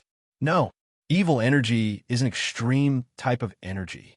Perhaps its destructive power is outstanding, but it also has its shortcomings. Don't forget, my goal is to surpass, not destroy. Then what should we do now? I'm afraid you won't be able to go back for the time being. Go back. Why should I go back? Don't you think we should use our current state to make a trip to one of the Burning Legion's bases? Argus? Go to Argus? The supreme heavenly god was obviously shocked. That's right. Join the Legion and obtain more forbidden knowledge, especially information related to the Titans. Don't forget, there's a newborn Titan there. Perhaps I can do some small experiments on him. Just as Zhang Cheng was speaking, a deafening boom suddenly erupted from the tunnel leading to the outside world, followed by the sounds of fighting and shouting. Looks like guests have arrived. How do you plan to deal with them? You should know that with your current state, there's an 80% chance that people will think that you are Sargeras reborn. The supreme heavenly god's voice was filled with schadenfreude. Chapter 886. Damn it, how can there be so many demons here? Who knows? Fortunately, I used to serve in the expeditionary army and fought a few fierce battles with those demons in the Outlands. Otherwise, today would have been a disaster. By the way, do any of you know what's going on with those Taurens, orcs, and trolls? Has the relationship between the Alliance and the Horde changed from enemies to allies? Shut up. Don't ask what you shouldn't ask. You just need to know that in the face of the demon invasion, we are all standing on the same front. Accompanied by noisy voices, these elites who set off from Stormwind City's port advanced underground at a very fast speed. In particular, the Dwarven Mortar Team. Each shot could cause great damage to the enemy, and sometimes they could deliberately blow up the passage, temporarily blocking the swarm of demons on the other side. As for the Horde, they adopted a completely different way of fighting. The strong Tauren warriors opened the way in front, followed by the veteran orc soldiers, and then the troll hunters. They could fight with most of the remaining demons in hand-to-hand combat.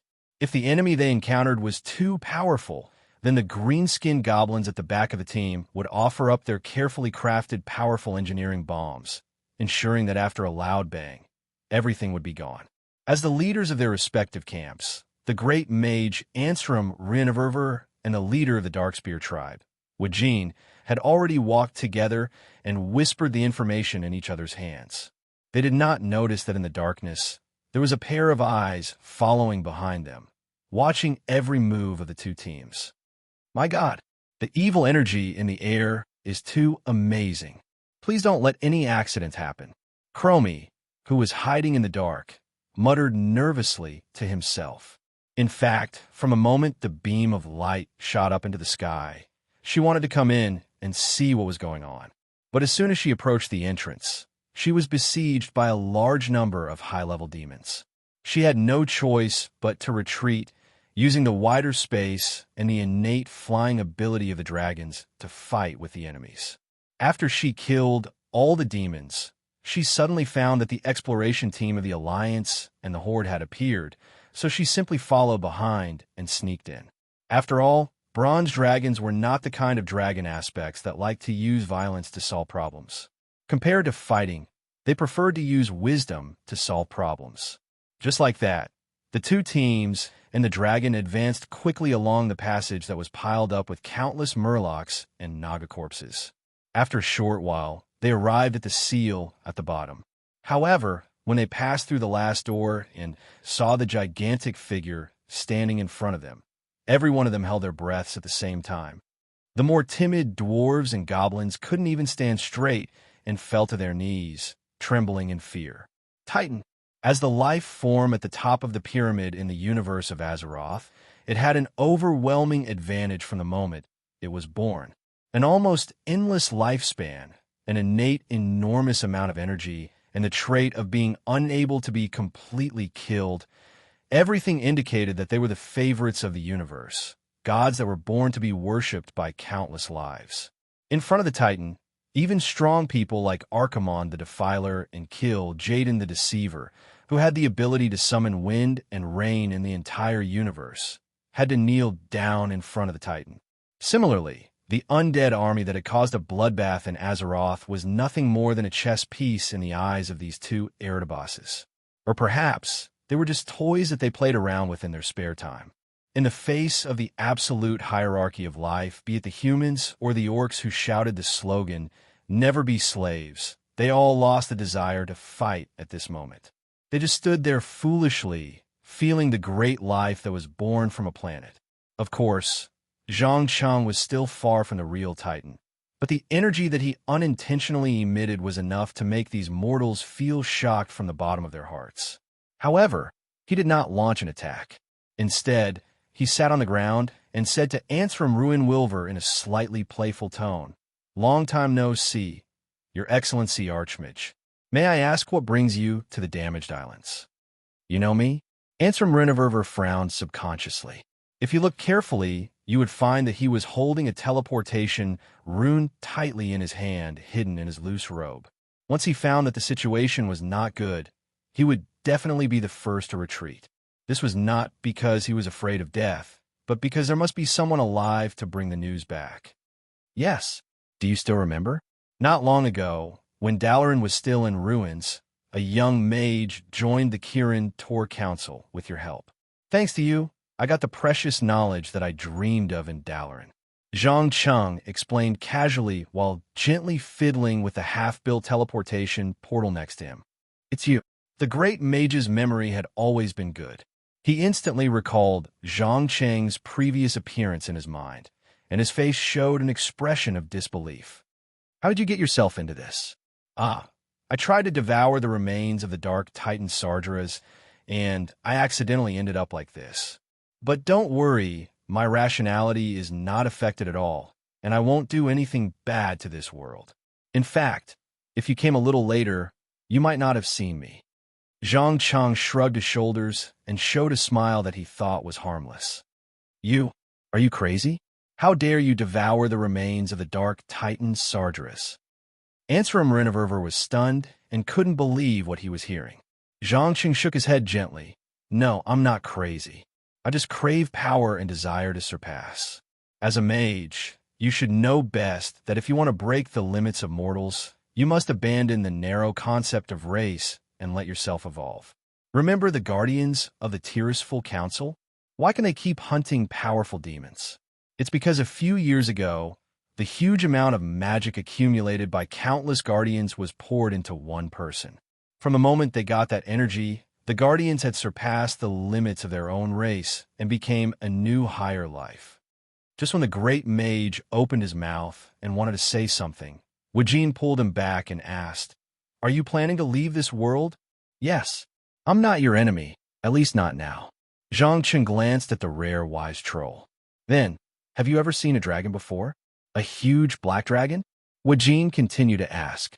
Compared to Ansram Ruinwilver, whose thoughts had begun to become chaotic, he was undoubtedly more clear-headed and did not forget the most important purpose of this trip. "Black dragon?" Zhang Cheng was stunned for a moment, and then a strange expression appeared on his face as he replied meaningfully, "I am that black dragon." Chapter 887. "What?" Wajin's eyes widened in surprise. As a wise troll tribe leader, he had seen too many incredible things in his life, but it was the first time he had seen such an incredible situation, especially the semi-titaniized metal body. Any life form would involuntarily feel a strong sense of awe after seeing it. "I'm that black dragon. To be exact, I have perfectly merged with a dragon and gained the ability to transform into a dragon. Zhang Cheng did not try to hide anything and admitted it openly. Anyway, compared to the appearance of this small Sargeras, becoming a black dragon was not a big deal at all.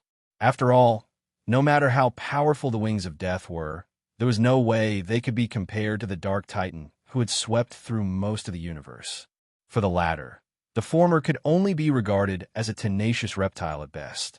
In fact, the seemingly powerful and unscientific abilities of the dragon aspects were all bestowed by the Titans of the Pantheon. The Titans of the Pantheon had been slaughtered by Sargeras in a battle, so it was obvious who was the greater threat. I understand. Wajin nodded thoughtfully.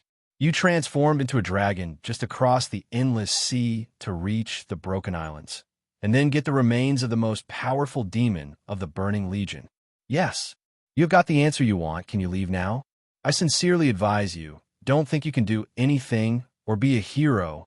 It is no different from suicide. After that, Zhang Cheng raised his finger and gently touched the portal. Buzz! In an instant, a mass of liquid substance like water filled the entire arch structure, followed by a dazzling light. When the light faded slightly, one of the Burning Legion's bases, the magnificent scenery of Argus, was finally revealed. This planet that had successfully bred the Irida people with high intelligence had now been transformed beyond recognition by the Burning Legion. At a glance, it was all green evil energy. Even the core of the planet was no exception. Some places had even run out of energy and began to fall apart like the Outland. Where is this?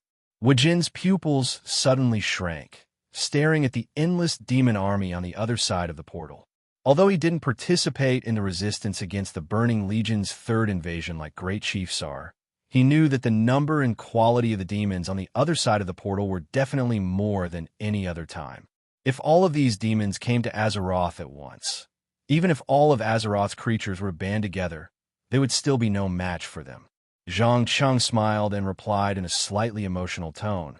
This is Argus, the home planet of the Irida people, the home of Archimonde the Defiler and Kill, Jaden the Deceiver.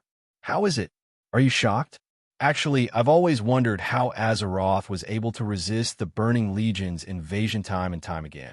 The way I see it, be it in terms of quality or quantity, the strength of an army is far above this world. You're going to join the demons. Ansram Ruinwilver was keenly aware of something and asked nervously. No, not to seek refuge, but to join them and obtain the knowledge and power I need. You guys still don't know, right? In the deepest part of this planet, there was a living Titan. Although his mind has been polluted and distorted, he can help me understand the nature of life. Without further ado, if you have nothing else, I'm leaving now. Having said that, Zhang Cheng swayed his massive body, crouching as he prepared to pass through the fragile portal to Argus.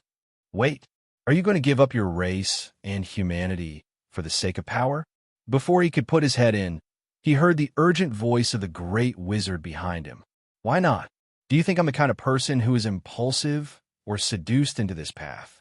On the contrary, it was I who chose to embrace the darkness, and it was also I who decided to abandon the narrow concept of race. If you're going to tell me those boring truths, or if you're going to move me with an impassioned speech, I'm sorry, but it won't work. Every decision I make is well thought out, and I will never regret it. Goodbye, Master Ansram Ruinwilver. Thank you for the help you have given me. After saying this meaningful sentence, Zhang Cheng did not hesitate to go through the portal. The moment his huge body squeezed through the portal, the already unstable structure of the portal suddenly collapsed, releasing an astonishing amount of energy. The next second, boom, the violent energy explosion engulfed the entire ceiling hall, blowing everyone away. A few unlucky fellows who were closer to the front even had their skin burned by the blast, falling to the ground and screaming like pigs being slaughtered. No one noticed that at the moment the portal exploded, a short figure rushed out of the darkness and jumped in before the portal closed. Stepping on the ground that had been polluted by dark energy, Zhang Cheng took a deep breath and smiled as he muttered to himself, Energy! Energy everywhere! What a wonderful aura! Sargeras was crueler and more ruthless than expected to use a newborn compatriot as the source of energy for the Legion. But it doesn't matter. For me, this is better. What do you think, my dear friend? Damn it. You came to this cursed planet to study the Titans? Chromie could not help but curse in a low voice. Of course. The Titans are the highest level of life that I can come into contact with and understand at the moment. If I want to surpass them, I naturally have to understand them.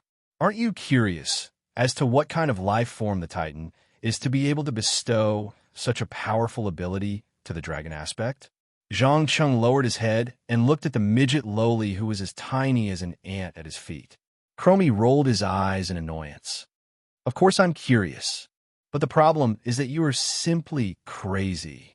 You actually dared to devour the remains of the Dark Titan Sargeras. To be honest, I'm amazed that you can live until now. Ha! There's a good saying. If you want to get something, you must pay the corresponding price, and I'm ready to pay any price. All right, stop complaining. Let's go visit the deceiver Kill Jaden and see if he is willing to accept an intruder like me. Zhang Cheng laughed as he bent down and carefully picked up the dwarf lowly and placed her on his shoulder. He then strode toward the burning throne of Antorus. As the Titan's body structure was different from normal life forms, he could not control it very well. Therefore, walking was obviously safer than teleportation magic. Chapter 888. The burning throne of Antorus was the core of the entire world of Argus. It was where the astral soul gave birth to the Titans, and also the deepest part of the planet's core. But now, it had been transformed into the base and energy source of the Burning Legion. The powerful power that originated from the Titans was constantly being forged into the ultimate weapon of destruction, used to destroy all enemies who dared to resist the Burning Legion's rule. So far, none of the rebels had been able to come here. They couldn't even get close to it. As the adjutant of the Dark Titan Sargeras, Kill Jaden was now in the deepest part of the throne, narrowing his eyes as he read the information sent back from all corners of the universe. Not long ago, the destruction of the Dreadlord's home planet, Nazriza, not only greatly damaged the Burning Legion's strength, but also caused them to lose an astonishing number of troops. Most importantly, the demons that died on that planet were all dead, and even their souls had all disappeared. Until now, they had not figured out what had happened. Since the establishment of the Burning Legion, this was the first time he had encountered such a situation. Shame, anger, astonishment, coupled with the fact that the invincible Burning Legion had invaded Azeroth again and again and tasted the bitter fruit of failure, this powerful spellcaster began to doubt whether the Dark Titan's promise could still be fulfilled. Just as the deceiver was frowning and considering if he should plan another invasion, an Eridar sorcerer rushed in from the outside. He knelt on one knee and reported loudly, "My lord, our spies have discovered a huge humanoid creature that looks like our master. It is rushing towards the throne at an extremely fast speed." Master? Kill Jaden's usually expressionless face showed a trace of surprise.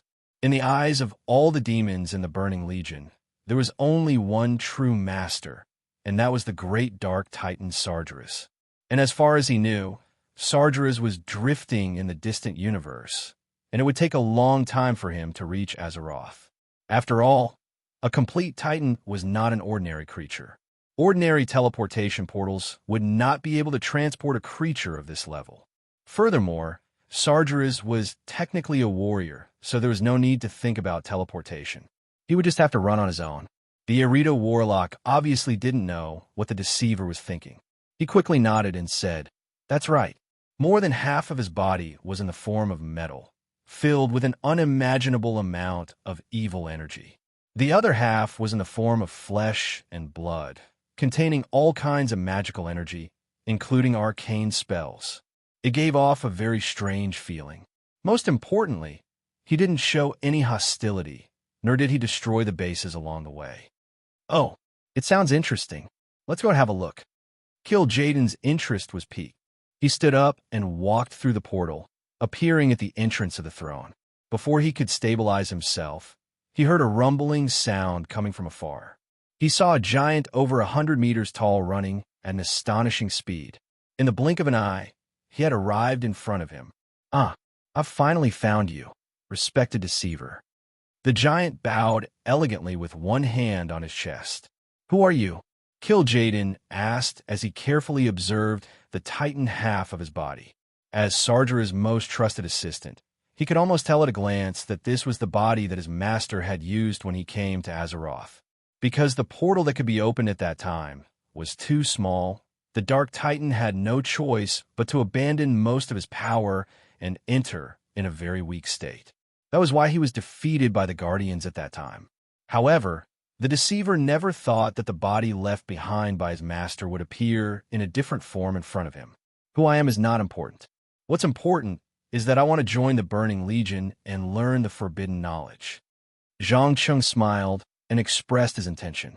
No matter what, he had merged with Sargera's remains, and his body was emitting an astonishing amount of evil energy.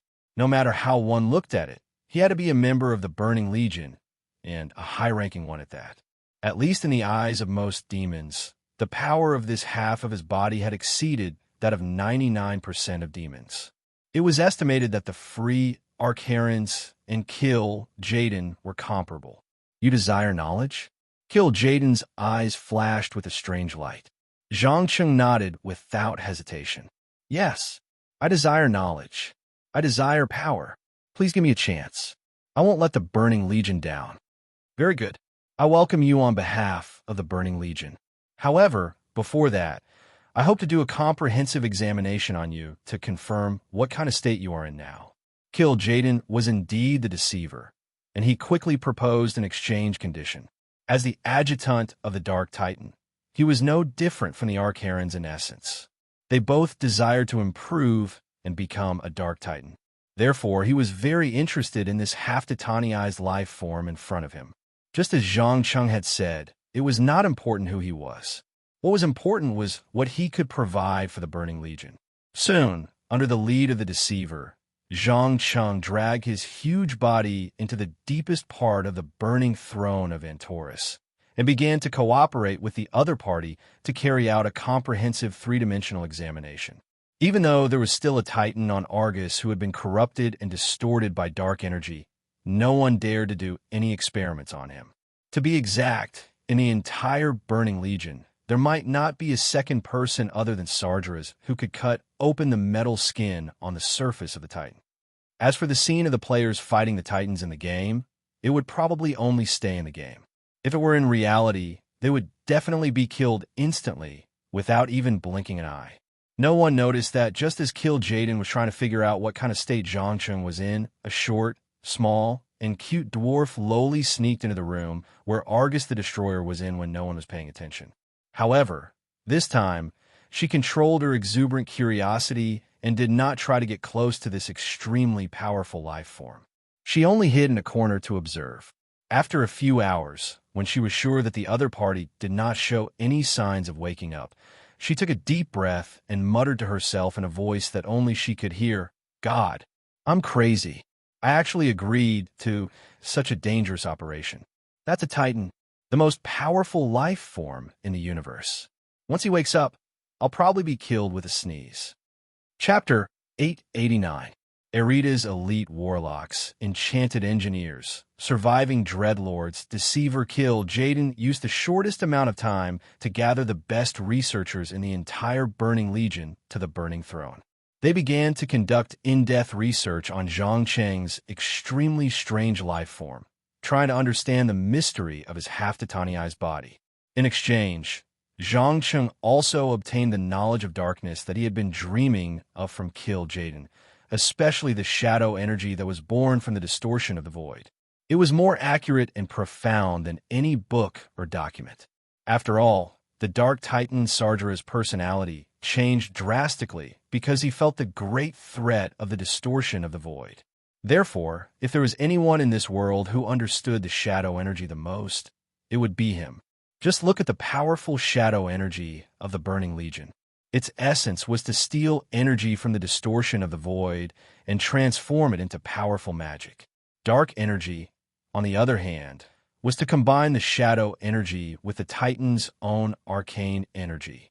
Then, under the powerful distortion of Sardra's will, a brand new energy system was born. In essence, it was more similar to fighting poison with poison. Using the shadow energy to deal with the distortion of the void was similar to how the Void Lords sent out ancient gods to use the astral souls of corruption to try and obtain the Void Titans. There was no difference in essence. The only difference was that the former was led by the will of the Titan, while the latter was led by the will of the Void Lords. It was also because he had absorbed the power of the shadow energy that Sargeras could single-handedly slaughter all the other Titans in the Pantheon. Just as Zhang Cheng was trying to find something useful from the messy records and large amounts of theoretical knowledge, he suddenly realized that the Erita warlocks, enchanted engineers, and dreadlords around him had all left. He was the only one left in the empty hall. Oomph. These guys must have found something, so they ran to kill Jaden to report it. But it's okay. I'll take the opportunity to do a little experiment. As he said that, Zhang Cheng turned around and hooked his finger at a pillar in the corner. Come out, my dear Chromie. The demons won't be back for a while. You can see me? The little midget lowly poked half of her head out from behind the pillar and looked around carefully. Her big eyes were full of vigilance. There was no other way. This was the burning throne of Antorus of Argus, the lair of the demons. Even though she was an adult bronze dragon, she was no different from a chick in the eyes of the most powerful demons. The so-called dragon aspects could at most dominate a remote place like Azeroth. Once they entered the vast universe, they would be crushed in a matter of minutes. Of course I can see you. Don't forget, I now possess a small portion of the Titan's power. To me, there are no secrets in this world. How is it? Did you get what I wanted? Zhang Cheng put down the crystal used to store knowledge, an expectant expression appearing on his face. Chromie nodded without hesitation. He handed over the intricate long sword and the object that glowed like stars. Here, I secretly scraped this off the surface of the Titan's skin. He seems to be in a state of deep sleep and shows no signs of waking up. Believe me, it's a good thing that he hasn't woken up yet. Otherwise, you would have personally witnessed the destruction of all things. Zhang Cheng hinted meaningfully. As he spoke, he cautiously used his magic power to summon the starlight powder in front of him. There was no doubt that these mysterious motes of light were very similar to the things left in the Dark Titan's body, as well as the light at the top of the Tower of Time and Space. First of all, there was something between energy and matter, and could transmit complex information to each other. Secondly, these things had unimaginable assimilation abilities. If an ordinary person inhaled just a little, they could instantly turn into a mindless lunatic or a monster.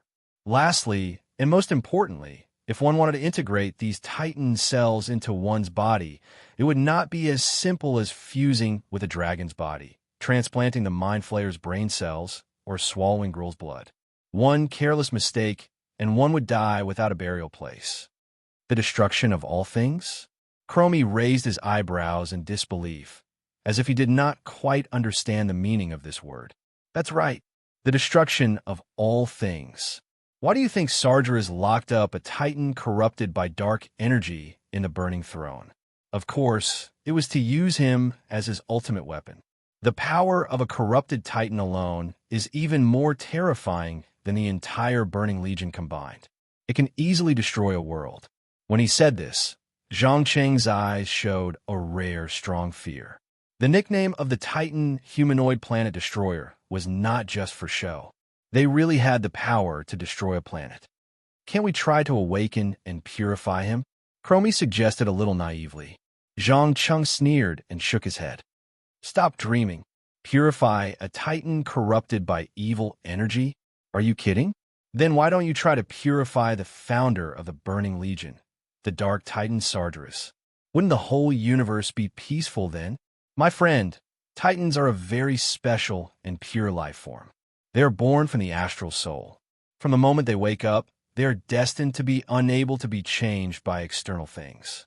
The only thing that can change them is themselves. If you want to purify a Titan, you will have to kill him once.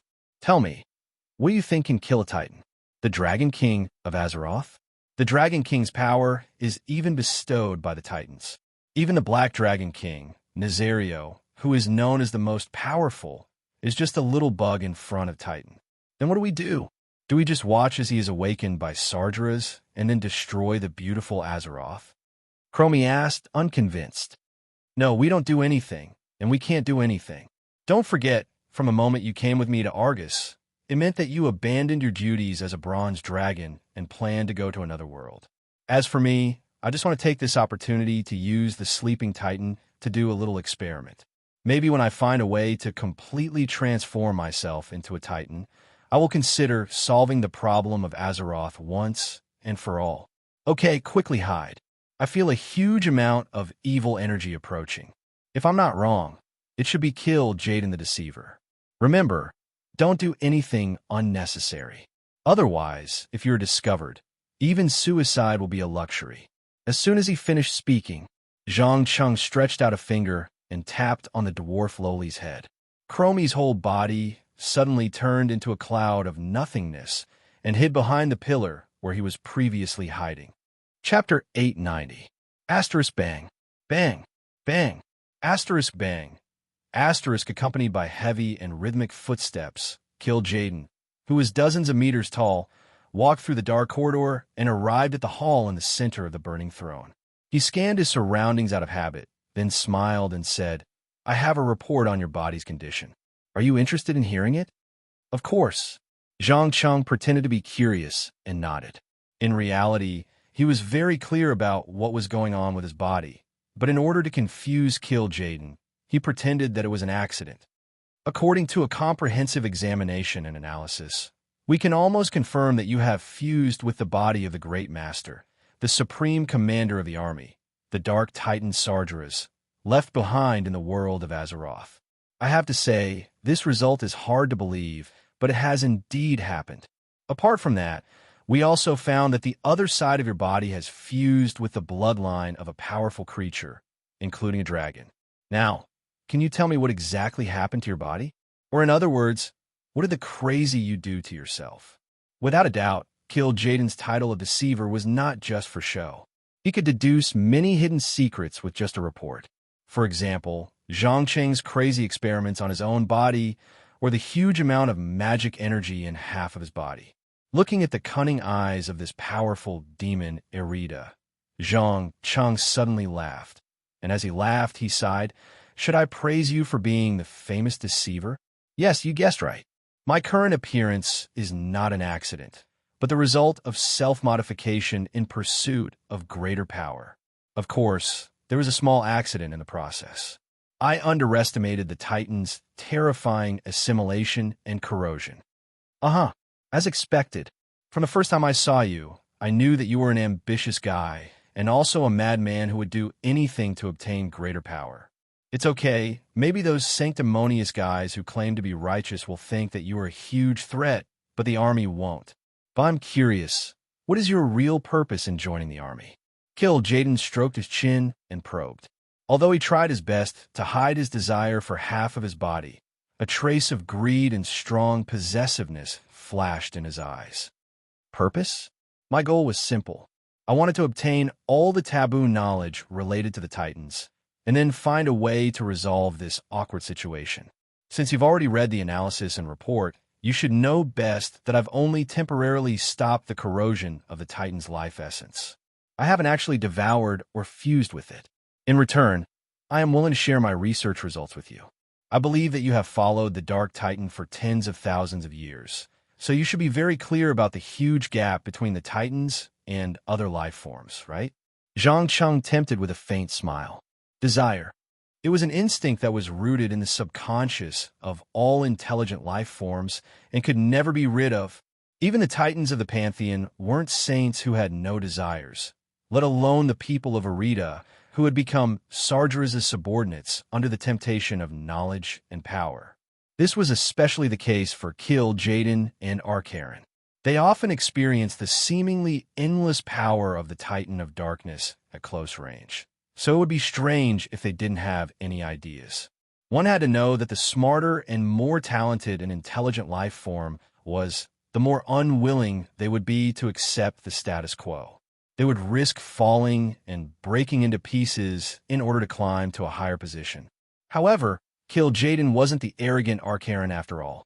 He didn't immediately expose the desire hidden in the deepest part of his heart to a stranger.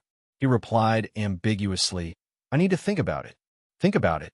Why do you still need to think about it? Don't you think that the absence of Lord Sargeras is our best opportunity? Actually, you don't have to bear any responsibility at all. You just need to give me a little convenience and let me study the sleeping Titan Argus." Zhang Cheng finally revealed his true purpose. That's right. He longed to be able to come into contact with a real Titan at close range and conduct a series of complicated experiments on it. If possible, it would be best if he could cut it into 8 pieces and dissect it alive.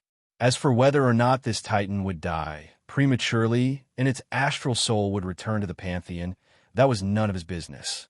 Kil'jaeden's expression changed drastically, and he asked in a low voice, "How did you know that there's a sleeping Titan here?" After all, Argus the Terminator was the ultimate secret weapon of the army, and the number of people who knew of his existence could be counted on one hand. Haha, don't you know that Titans can sense each other's existence? To a certain extent, I can barely be considered a miniature Titan now. Naturally, I can sense the existence of astral souls on which planets. How about it? Do you want to join forces with me to obtain the key to evolution? Don't forget, as long as you become a Titan, you will never have to worry about death, because even if a Titan is killed, it will only return to its astral soul state. With that, Zhang Cheng extended his right hand and made an inviting gesture. He believed that the deceiver, driven by the strong desire in his heart, would not reject him. Kil'jaeden hesitated, the green light of evil flashing in his eyes. After a few minutes, he made up his mind. "All right, I agree, but I will not give you any promises or authority. Instead, I will withdraw all the guards, and all the research you do will have nothing to do with me." "No problem. That's enough." Zhang Cheng smiled with satisfaction.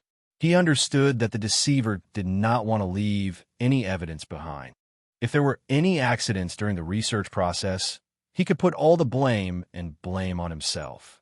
But the problem was that Zhang Cheng did not care about this at all, and he was not afraid of being punished by the Dark Titan Sargeras in the future. Once he solved the mystery of the Titan's life essence, he would definitely return to the Tower of Time and Space immediately and devour the suspected astral soul. Then, he would return to Azeroth and devour the astral soul of Azeroth. If the whole plan succeeded, he would not be afraid even if the whole Pantheon attacked him together, let alone Sargeras. There was only one path to the end of evolution. The closer he was to the end, the more difficulties and dangers he would encounter. Similarly, the rewards after crossing the threshold would also be greater.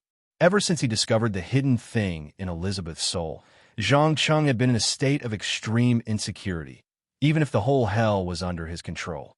Power. Powerful power. The ultimate evolution that surpassed all mortal life forms. This was the only thing that could give him a little sense of security. Chapter 891. Argus the Terminator, the second known fell titan in the entire universe.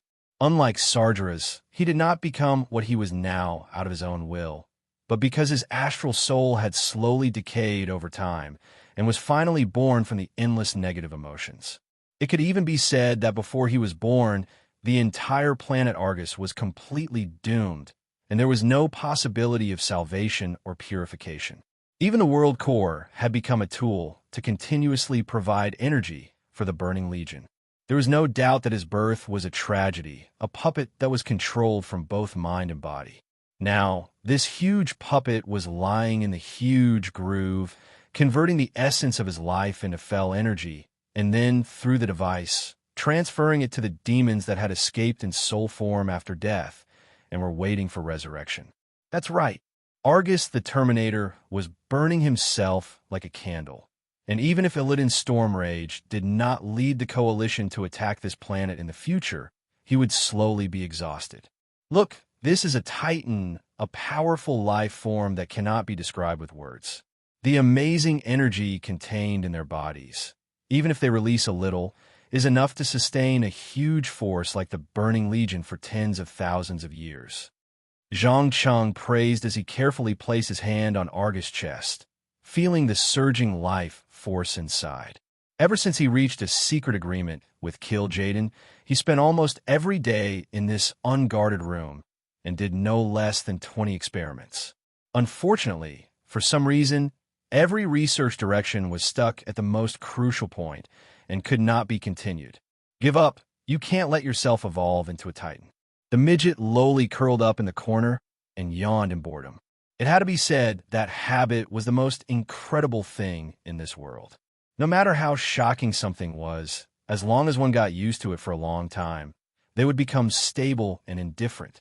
In just a few short days, Chromie had gone from the initial shock and fear to not being surprised, even if a titan woke up from its slumber.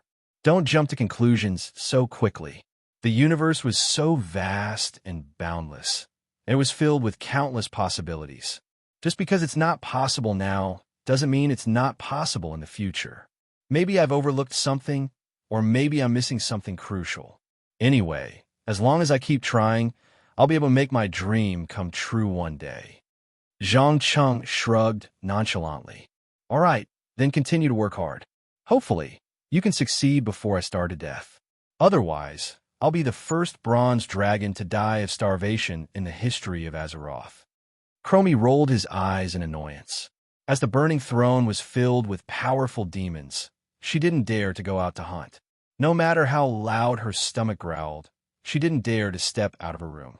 Otherwise, the high-level demons would be happy to slaughter an adult bronze dragon and use it to create a weapon, armor, or other powerful magical item.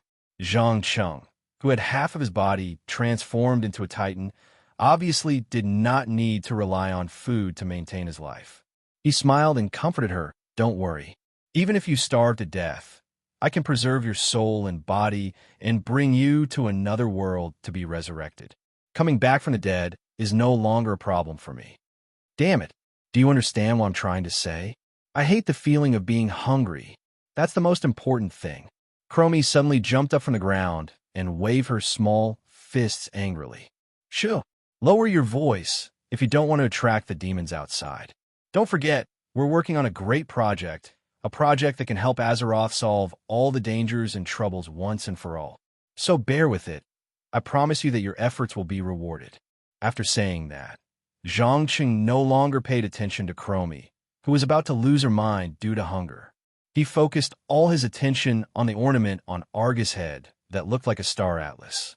In fact, under the premise that he couldn't perform a complete dissection, he only understood the internal structure of the Titan's body, as well as the functions and connections between the various organs.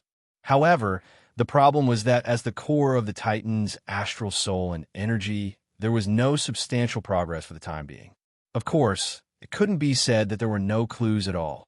At least in one experiment, he accidentally discovered that this fork-like thing on the Titan's head would release an astonishing amount of light under certain conditions. And this light was like a cluster of light placed at the top of a tower of time and space. It contained an extremely large and complex amount of information, and at the same time, it was a type of energy that was compressed to the extreme. Just as Zhang Cheng was starting a new round of experiments with the mentality of giving it a try, Chromie, who was so hungry that her stomach was sticking to her back, finally couldn't take it anymore. While Zhang Cheng wasn't paying attention, she cast a transformation spell on herself and quietly slipped out of the room. She planned to return to the surface of the planet and see if she could capture a few beasts to satisfy the unbearable hunger in her stomach.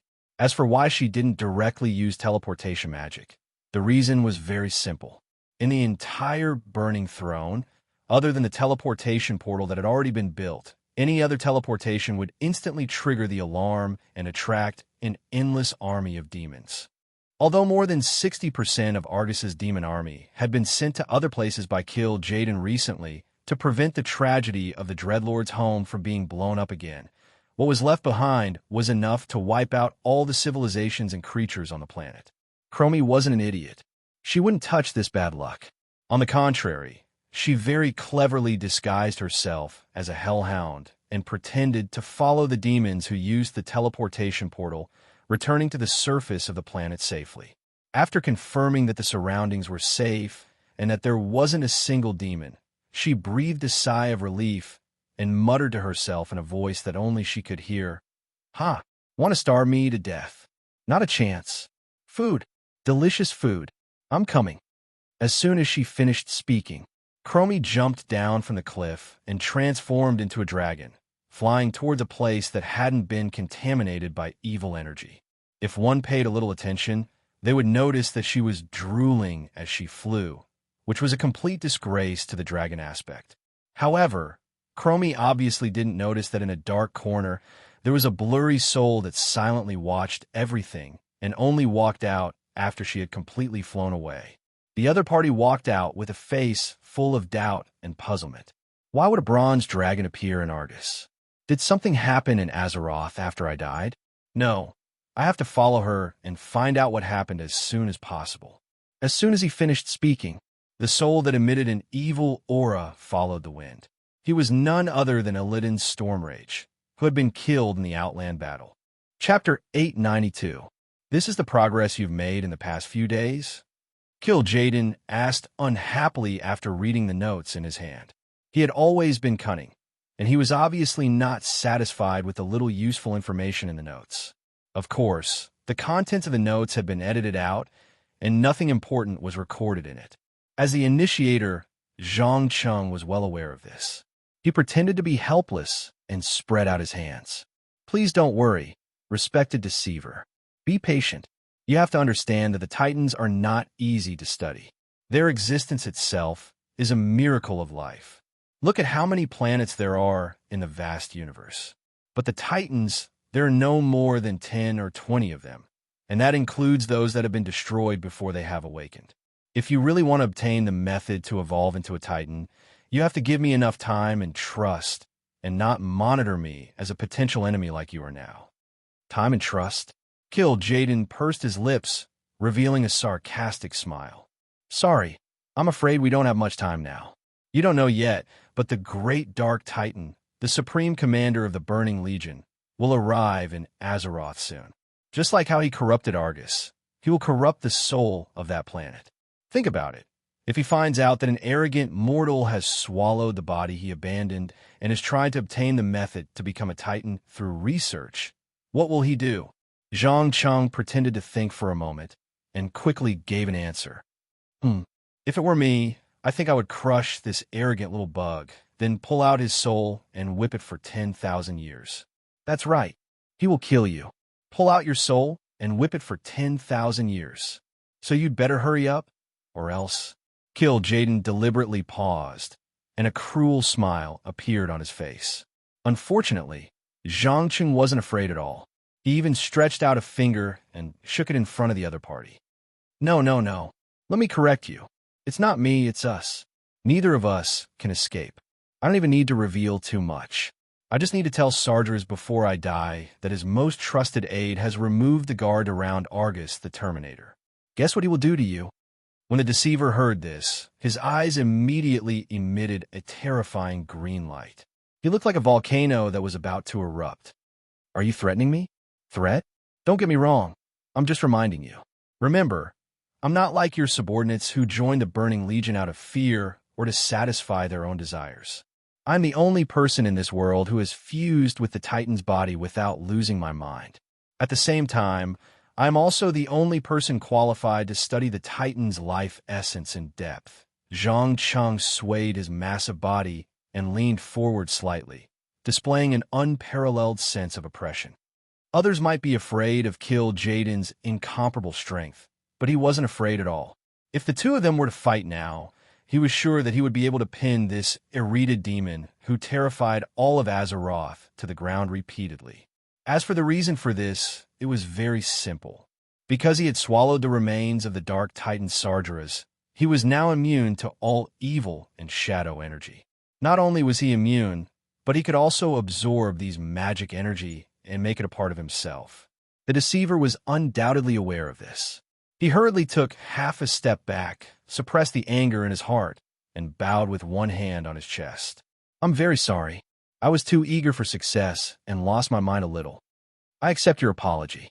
Believe me, I just need a little time and trust, and I can create real miracles. Well, if there's nothing else, please leave first. I still have a very important experiment to do. After that, Zhang Cheng unceremoniously drove the deceiver out.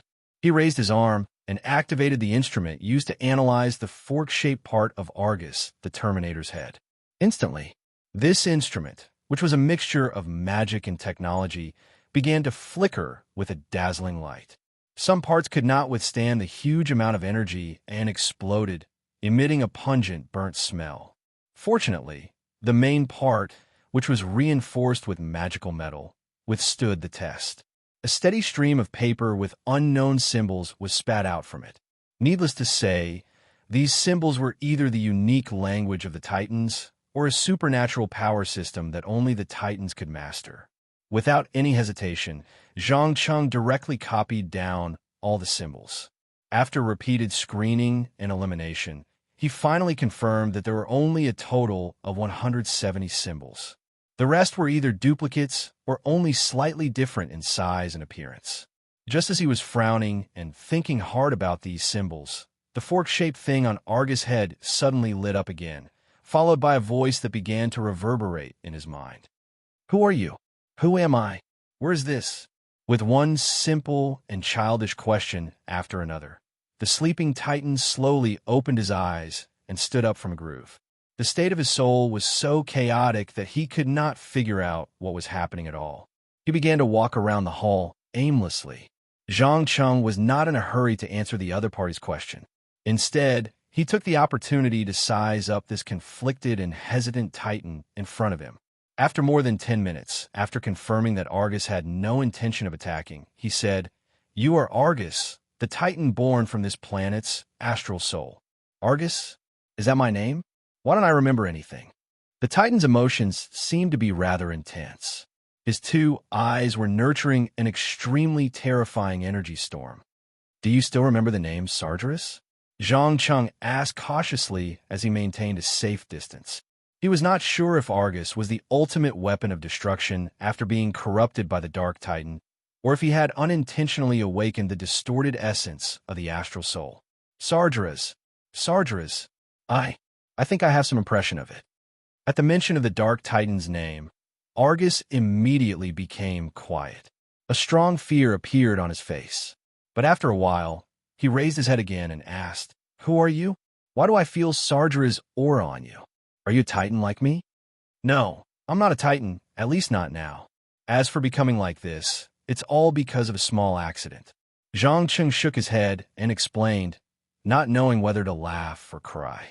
He completely did not expect that this big boss, who made countless players experience what it was like to hover between life and death in the game, was actually a naive and curious baby. Coupled with the terrifying strength that could destroy everything, it gave people a feeling of cuteness and stupidity. Chapter 893. Can you tell me what you're feeling now? For example, what do you remember? Do you have anger and the urge to destroy everything?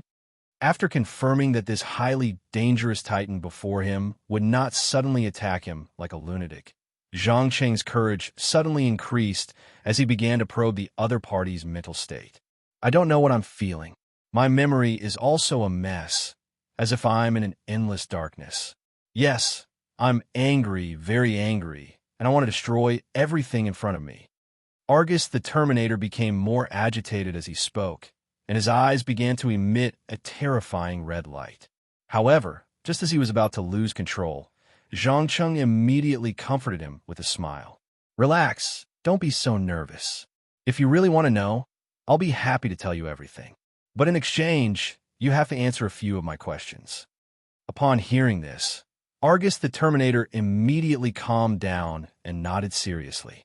"Sure, then where do we start?" Zhang Cheng touched his chin and shifted into a more comfortable sitting position. "Start with who I am. You mentioned before that I'm a Titan born on this planet. But why do I feel that this planet is suffering unimaginable pain and suffering?" Argus the Terminator asked his first question directly. Zhang Cheng answered without hesitation. "The pain of this planet originates from a Dark Titan called Sargeras. It was he who used his powerful strength and taboo knowledge to tempt the people of Arita to join the Burning Legion, and he used the dark energy he created to corrupt you who had yet to awaken. So from the moment you were born, you were already an out-and-out Fell Titan. This is also why you feel anger and desire to destroy everything in front of you. Dark Titan Sargeras. Argus the Terminator would subconsciously have the most intense reaction whenever this name was mentioned. Obviously, the supreme leader of the Burning Legion had left an indelible mark in the depths of his soul. That's right, the Dark Titan Sargeras.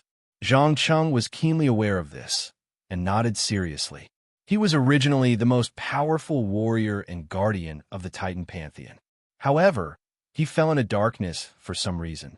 Not only did he destroy all of his compatriots in the Pantheon, he also created the Burning Legion and constantly searched for planets that nurtured astral souls in the universe. He either destroyed them directly or turned them into what you are now. Understand, he is my enemy, a powerful enemy. At the same time, he was also the one who caused me and this planet to fall apart. As he spoke, Argus the Terminator exuded an astonishing amount of energy, especially the star-like spots of light in his body. Each one of them was as dazzling as a rampage. However, this state only lasted for less than a minute before he immediately fell silent again. With a helpless expression, he muttered to himself, "But I can't resist him, and I can't disobey his orders. I'm his slave, a weapon he created." Yes, you are a weapon, an ultimate weapon that the army sees as capable of destroying the world. Other than death, you can't regain your freedom at all. Zhang Cheng didn't try to feed this pitiful titan any chicken soup for the soul. Instead, he straightforwardly spoke of his tragic fate. Death? Death isn't necessarily a form of release. Can I ask for your help in killing me? At least before I cause an irreversible disaster, let me escape from Sargeras' control. Argus the Terminator took the initiative to make a request. To a Titan, death wasn't the end of life. On the contrary, it was a release of the soul. Once it returned to the astral soul, any contamination would be instantly purified, and they would return to their original pure self-consciousness. Zhang Cheng hesitated for a moment and immediately shook his head. I'm sorry. The power I have is not enough to kill a Titan. Moreover, if I really launch an attack, you might lose your rationality and be dominated by anger and destruction. When that happens, the one who dies will definitely be me. I can teach you everything about Titans, including how to kill myself. Argus opened his right hand, and a crystal that emitted a faint blue light condensed in his palm. This has recorded all the knowledge in my memory. I believe it will be very useful to you. Promise me, if you have the power to kill me one day, you must help me regain my freedom. I promise you. Zhang Cheng took this small crystal, his eyes shining with undisguised greed and desire. Thank you. I'll look forward to our next meeting. Just as he finished speaking, Argus the Terminator returned to the groove and lay down, falling into a deep sleep once again. Zhang Cheng sat on the spot and waited patiently for several hours. It was only when he was sure that the other party would not wake up for a while that he sneered and sighed. "What simple-minded fellow. Let me see what's so special about the knowledge of the Titans." With that, he directly sent his consciousness into the crystal. Instantly, a sea of knowledge that he had never come into contact with flooded into his brain. Even the brain cells that had fused with the Mind Flayer's main brain could not withstand it. Large amounts of black blood flowed out continuously from his nose, eyes, and ears, just as Zhang Cheng gritted his teeth and forced himself not to faint. The crystal suddenly exploded with a bang, turning into billions of sparkling powder that surged into his body. Regardless of whether it was the half that had transformed into a Titan or the half that maintained his physical body, they all started to become more and more transparent for some reason. Skin, muscles, bones, blood vessels, immune system, nerve conduction system. Everything was changing rapidly. In the end, he still couldn't hold on and directly lost consciousness. After an unknown period of time, perhaps it was a few minutes, perhaps it was a few hours, When Zhang Cheng opened his eyes once again, he found that his body had become a translucent dark blue. It was no longer like before, when half of his body had transformed into a titan while the other half of his body had remained in its original state. Evidently, Argus had helped complete the fusion of titan cells. From now on, he could barely be regarded as a small titan life form. Other than the fact that his soul had not reached the level of an astral soul, there was not much difference. In fact, the Guardians left behind in Azeroth were powerful individuals that the Titans had created by simulating themselves. However, compared to these imposters, Zhang Cheng could feel that his fusion was more perfect. It was a leap in the essence of life. Looking at the energy core in his chest that had been transformed from his heart, he could not help but smile slightly. Perfect. That's the result I want to get. Now it's time to leave to complete the next part and let the soul undergo a sublimation. Chapter 894. In front of the Tower of Time and Space, the artificial life form, Adam, was busy checking the thousands of mysterious runes laid out around him. He was also repeatedly comparing them with the list stored in his memory to ensure that there would not be even the slightest mistake. Even though for most intelligent beings, this kind of boring work would cause them to slack off or feel sleepy, he still maintained his full concentration on loading. In fact, this was already the 5th time he had checked this huge device that covered almost 5 square kilometers in the last 10 days. However, he could find 3 to 5 tiny problems each time. Enough, Adam. There's no need to check so carefully. A little error won't have any impact on the entire ritual. Don't forget that I'm no longer a weak human, but a titan who can survive a thermonuclear explosion unscathed. The blue giant, standing not far in front of the tower, took the initiative to speak. He was none other than Zhang Cheng, who had returned from Argus a month ago. Needless to say, what he had to do now was to completely devour the astral soul embryo that he had brought back from the world of Harry Potter. However, this was not an easy task. Even with a large amount of knowledge related to Titans that he had obtained from Argus, it still took him a whole month to prepare. Once he succeeded, he would obtain an overwhelming power that no mortal, not even the gods, could reach. As you wish, Master. Adam placed one hand on his chest and bowed. Then he stood on a circular plate made of stone, one of his feet stepping on the surface of the huge energy sphere in the middle. Buzz! After a pleasant energy vibration, all the runes within a 5-kilometer radius began to glow, reflecting the light at the top of the tower. Zhang Cheng understood that the time had come. He took a step forward, grabbed the light, and opened his mouth to swallow it. The next second, boom, accompanied by a violent explosion, he turned into a huge fireball, emitting endless light and heat, just like the sun. Activate the vibration array. Activate the fusion array. Activate the soul stabilization array. Activate the energy compression array. With Adam's emotionless voice, the massive magic circles prepared beforehand were activated one after another, ensuring that Zhang Cheng, who had turned into a small star, would not completely destroy this place in the void. Of course, this was the best he could do. He couldn't even interfere with the entire conversion process. The only thing he could do was observe and record all the changes in data for future reference. Soon, under the scorching heat of the small star, the ecosystem around the Tower of Time and Space was instantly destroyed. Be it plants or small animals, all of them died within a few minutes. Even the water was evaporated, and the land was parched and cracked in small patches. If one were to look down from above, it would look like they had psoriasis. Normal people would feel their scalp go numb and their whole body feel uncomfortable. However, Adam clearly didn't care about this. He continued to stare at the numbers on the instrument. His originally expressionless face finally revealed an expression of excitement and fanaticism, because now he finally understood why his creator was so obsessed with surpassing the limits of his own life. In front of this life form known as the Titans, all life forms on Earth and the civilizations they created were insignificant. As for Zhang Cheng, who was in the center of the fireball, he had completely lost his physical body. He was staring at the fragile astral soul in the deepest part of the fireball as a soul. It was so pure So perfect, so heart-wrenching. Normally, a life form like this would definitely not be touched by any ordinary person, even if they had a magic soul. Unfortunately, it was too small. It was so small that it didn't awaken an independent consciousness, nor did it try to sense everything around it. It was only in a deep sleep, constantly absorbing energy from the outside world until it reached a critical point. Awesome. This is the astral soul I need. Without consciousness, it means that I don't have to worry about my mind being affected. Now, let us merge into one. From now on, I am you, and you are still me.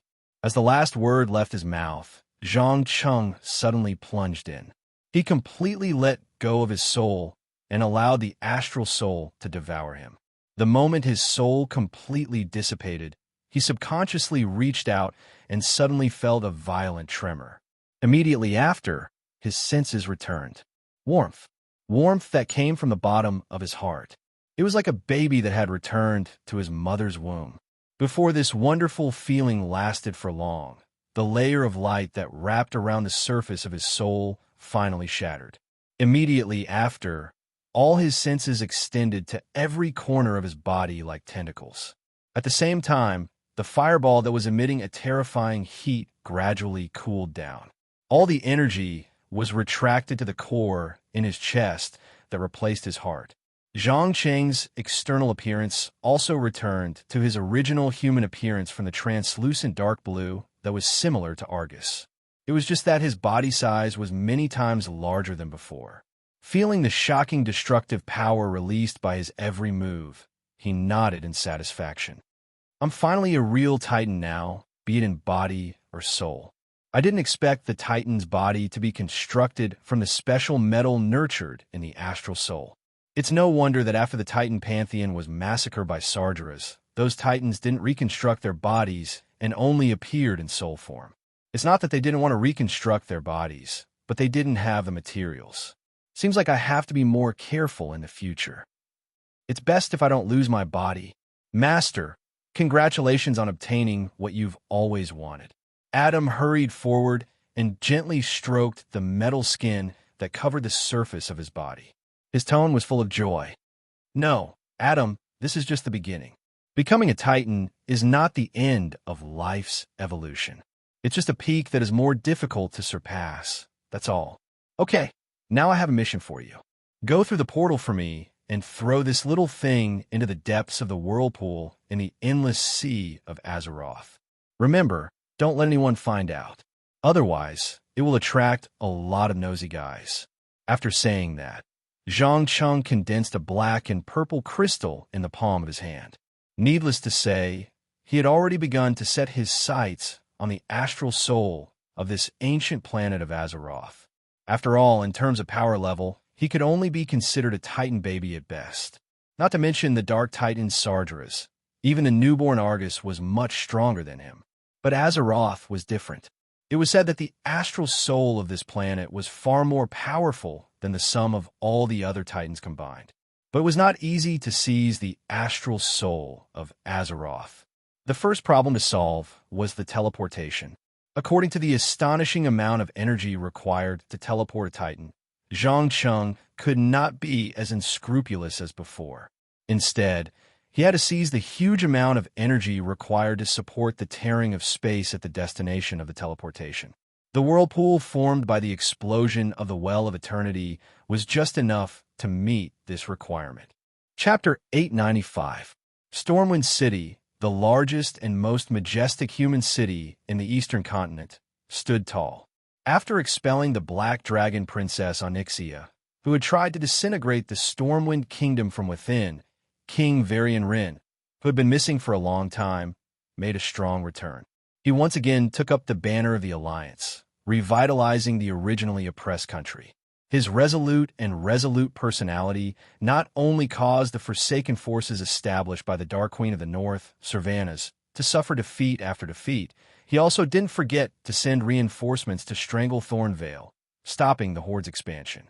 Even Great Chieftain Thrall had a headache. It could be said that Varian Rin had single-handedly changed the structure of the entire world.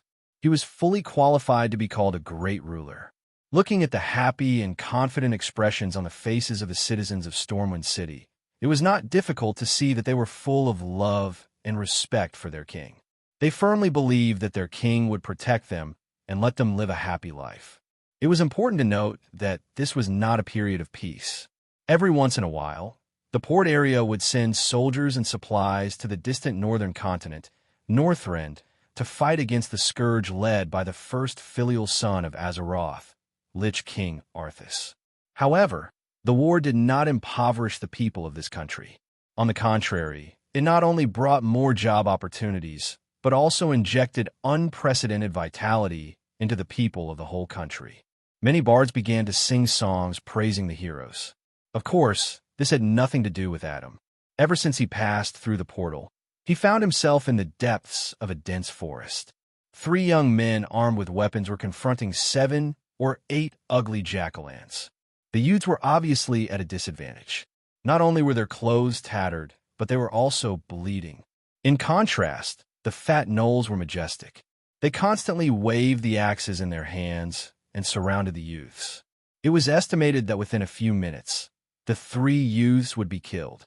Then, their bodies would be dragged back to the camp and thrown into a pot to be stewed and eaten. The gnolls were not kind people. To them, eating humans was the same as eating the meat of other animals. There was no moral pressure. Who can tell me where this is? Adam's eyes flashed with an imperceptible red light. As a half-machine, half-magic life form, his eyes were not just for seeing. Instead, they were an omnidirectional, 3-dimensional scanner. The flash of red light just now had already recorded all the landforms within a kilometer into his brain, and then built a 3-dimensional projection model. Even the insects hidden in the tree trunks could be seen clearly. This is Elwyn Forest. Sir, are you a mage? A young man whose left arm was still bleeding asked cautiously. After all, for a peasant like him who had not seen much of the world, he could not tell the difference between arcane spells, holy light, dark energy, and shadow. Anything that he could not understand could be categorized as magic. Elwyn Forest? The Eastern Continent. Stormwind Kingdom. Adam quickly connected the keywords with the information in his mind and confirmed his location. Just as he was about to ask for more useful information, 2 gnolls suddenly rushed up and swung their axes, wanting to kill this human who had appeared out of nowhere. Be careful! The young man did not care about his arm. He shouted as he tried to use the small wooden shield in his hand to block the axes. Unfortunately, he was too slow. He could only watch as the axes came closer and closer to the stranger in front of him. But just as the axes were about to touch his skin, Adam suddenly raised his right hand and chanted in an emotionless tone, "Chain lightning. Asterisk smack. Smack. Smack. Smack." Instantly, asterisk dazzling white arcs of electricity shot out from his fingertips, jumping repeatedly between a few unlucky gnolls. In less than a few seconds, these monsters fell to the ground one after another, their bodies emitting a pungent smell of barbecued meat as if they had been burned. As an outstanding life form created by Zhang Chung himself, there was no doubt that casting magic was as simple as eating and drinking for him. The core made up of an improved version of the core of Misra could not only extract magical energy from the surrounding air at any time, but also store it and convert it into corresponding spells at any time. As long as he had the corresponding spell structure in his brain, he could simulate it perfectly. From a certain point of view, rather than saying that Adam was casting a spell, it would be better to say that he was simulating a spell. He did not need to spend a lot of time learning and understanding like a real mage. He only needed to store the knowledge and use his powerful computing ability to replicate everything that the spellcaster did. The problem was that most people could not distinguish this very well, especially the country youths who had never seen the true power of magic. Holy light above! Is this magic? It's amazing. So many gnolls. They were all killed in an instant. The young man on the arm could not help but exclaim with his eyes wide open. That's right. I can't believe what I'm seeing. Another 15 or 16-year-old boy nodded desperately in agreement. As for the last person in the team, the girl who had taken a fancy to last year, she sat on the ground and gasped for breath. Her hand holding the short bow was trembling nonstop. Needless to say, the dead gnolls had frightened her quite a bit. Adam did not care about the violent fluctuations in the minds of these youths and asked again, "Do you know where the nearest coastline is?" "Of course. Respected Sir Mage. Walk about 50 kilometers west from here, and you'll reach the coastline of the western wilderness. But there are groups of merfolk and gnolls everywhere. If you're unlucky, you'll even meet the remnants of the Defias Brotherhood." The young man hurriedly gave a rough description of the surrounding terrain. In his eyes, mages were the same as nobles. They were all unattainable existences. To be able to serve a powerful mage was even more exciting than completing a mission and getting paid. The western wilderness beach? Merfolk? Gnolls? Adam quickly combined the information stored in his mind and quickly made a judgment. A smile slowly appeared on his cold face. "Young man, are you willing to be hired? I need a few servants now. In return, I can teach you some magic knowledge and combat skills." "Yes, we're willing." The 15 or 16-year-old boy nodded desperately, afraid of missing out on this precious opportunity. After all, in Azeroth, almost all the knowledge that could make a person stronger was monopolized by the ruling class. The only way for a commoner to advance was to join the army and risk death at any time, constantly fighting against all kinds of enemies. Even so, the most they could get was to become a low-level warrior who had just begun to control rage. Now that there was an opportunity in front of them, these three youths who were obviously of low birth naturally would not let it go.